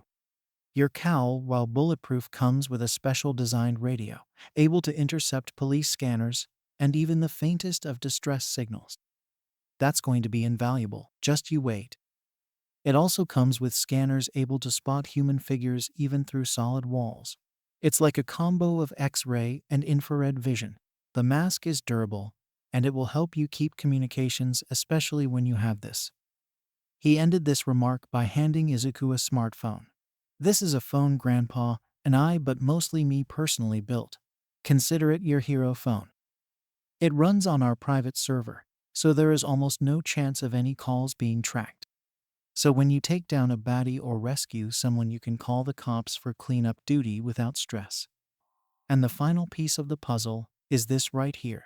This happens to be indestructible, Chuntaro said, while holding up a thin, black rectangular smartwatch. Put this on whatever wrist you feel comfortable with. Izuku took the watch and put it on his right wrist. Okay, now what? Look for the folder labeled Dream. Then hit the Suit app. Then press the button on the side. Izuku did just as he was told, and after hitting the button his body was enveloped in a green light. For a moment he felt naked with the exception of his underwear. But then it felt like he had clothes again. He was wearing the suit. Shuntaro was right. It really was breathable. It really put strong emphasis on his muscular body. Wow, this is amazing, Izuku said as he did some punches and kicks. I feel great in this. It feels like I'm wearing nothing at all, he said as he posed. I can see perfectly. I'm glad to see you like it. But you still can't leave here with it yet, said Megami. The boy looked at the women through his mesh lenses, raising an eyebrow. You have a secret identity now, Midoriya. Keeping that secret is gonna take more than just not saying anything, said the woman. She means you gotta disguise your voice, man. I actually asked her if she could help you with that, because that would be an easy way to identify you. We could have just made your mask cover your whole face, but then people wouldn't see your smile. And who better to ask than one of the best actresses in the country, Taku stated. His mother smiled, happy to hear this praise. He's right, Midoriya. You must learn to disguise your voice. When you wear this suit, you're essentially playing a role. Izuku nodded and accepted that they were right. He and Megami began different vocal exercises, and Izuku went through several voices before he was certain of the voice he wanted. He wanted to sound strong, confident, smooth, and most of all brave and heroic. He and Megami practiced this for over an hour, and to the shock of everyone he got it down so quickly. He could speak and hold full conversations in his hero voice. He sounded like a real man with no trace of his typical tone or speech patterns. If you didn't know it was him behind the mask, you really wouldn't know. Either Izuku was just really good at impressions or Megami was the world's greatest impressionist teacher. Pressing the button on the watch, his body is enveloped in green once again, and he's back in his regular clothes. Thank you all so much. I can't put into words just how much this means to me, he said, bowing to the Fujiwara family. If you want to thank us, do it by becoming a great hero, Chuntaro told the boy with a smile. Megami perked up, remembering she never asked before. What is your name, hero? Izuku raises his head, facing the family that had helped him so much, and are also a part of the small group of people that believe in him. My name is One.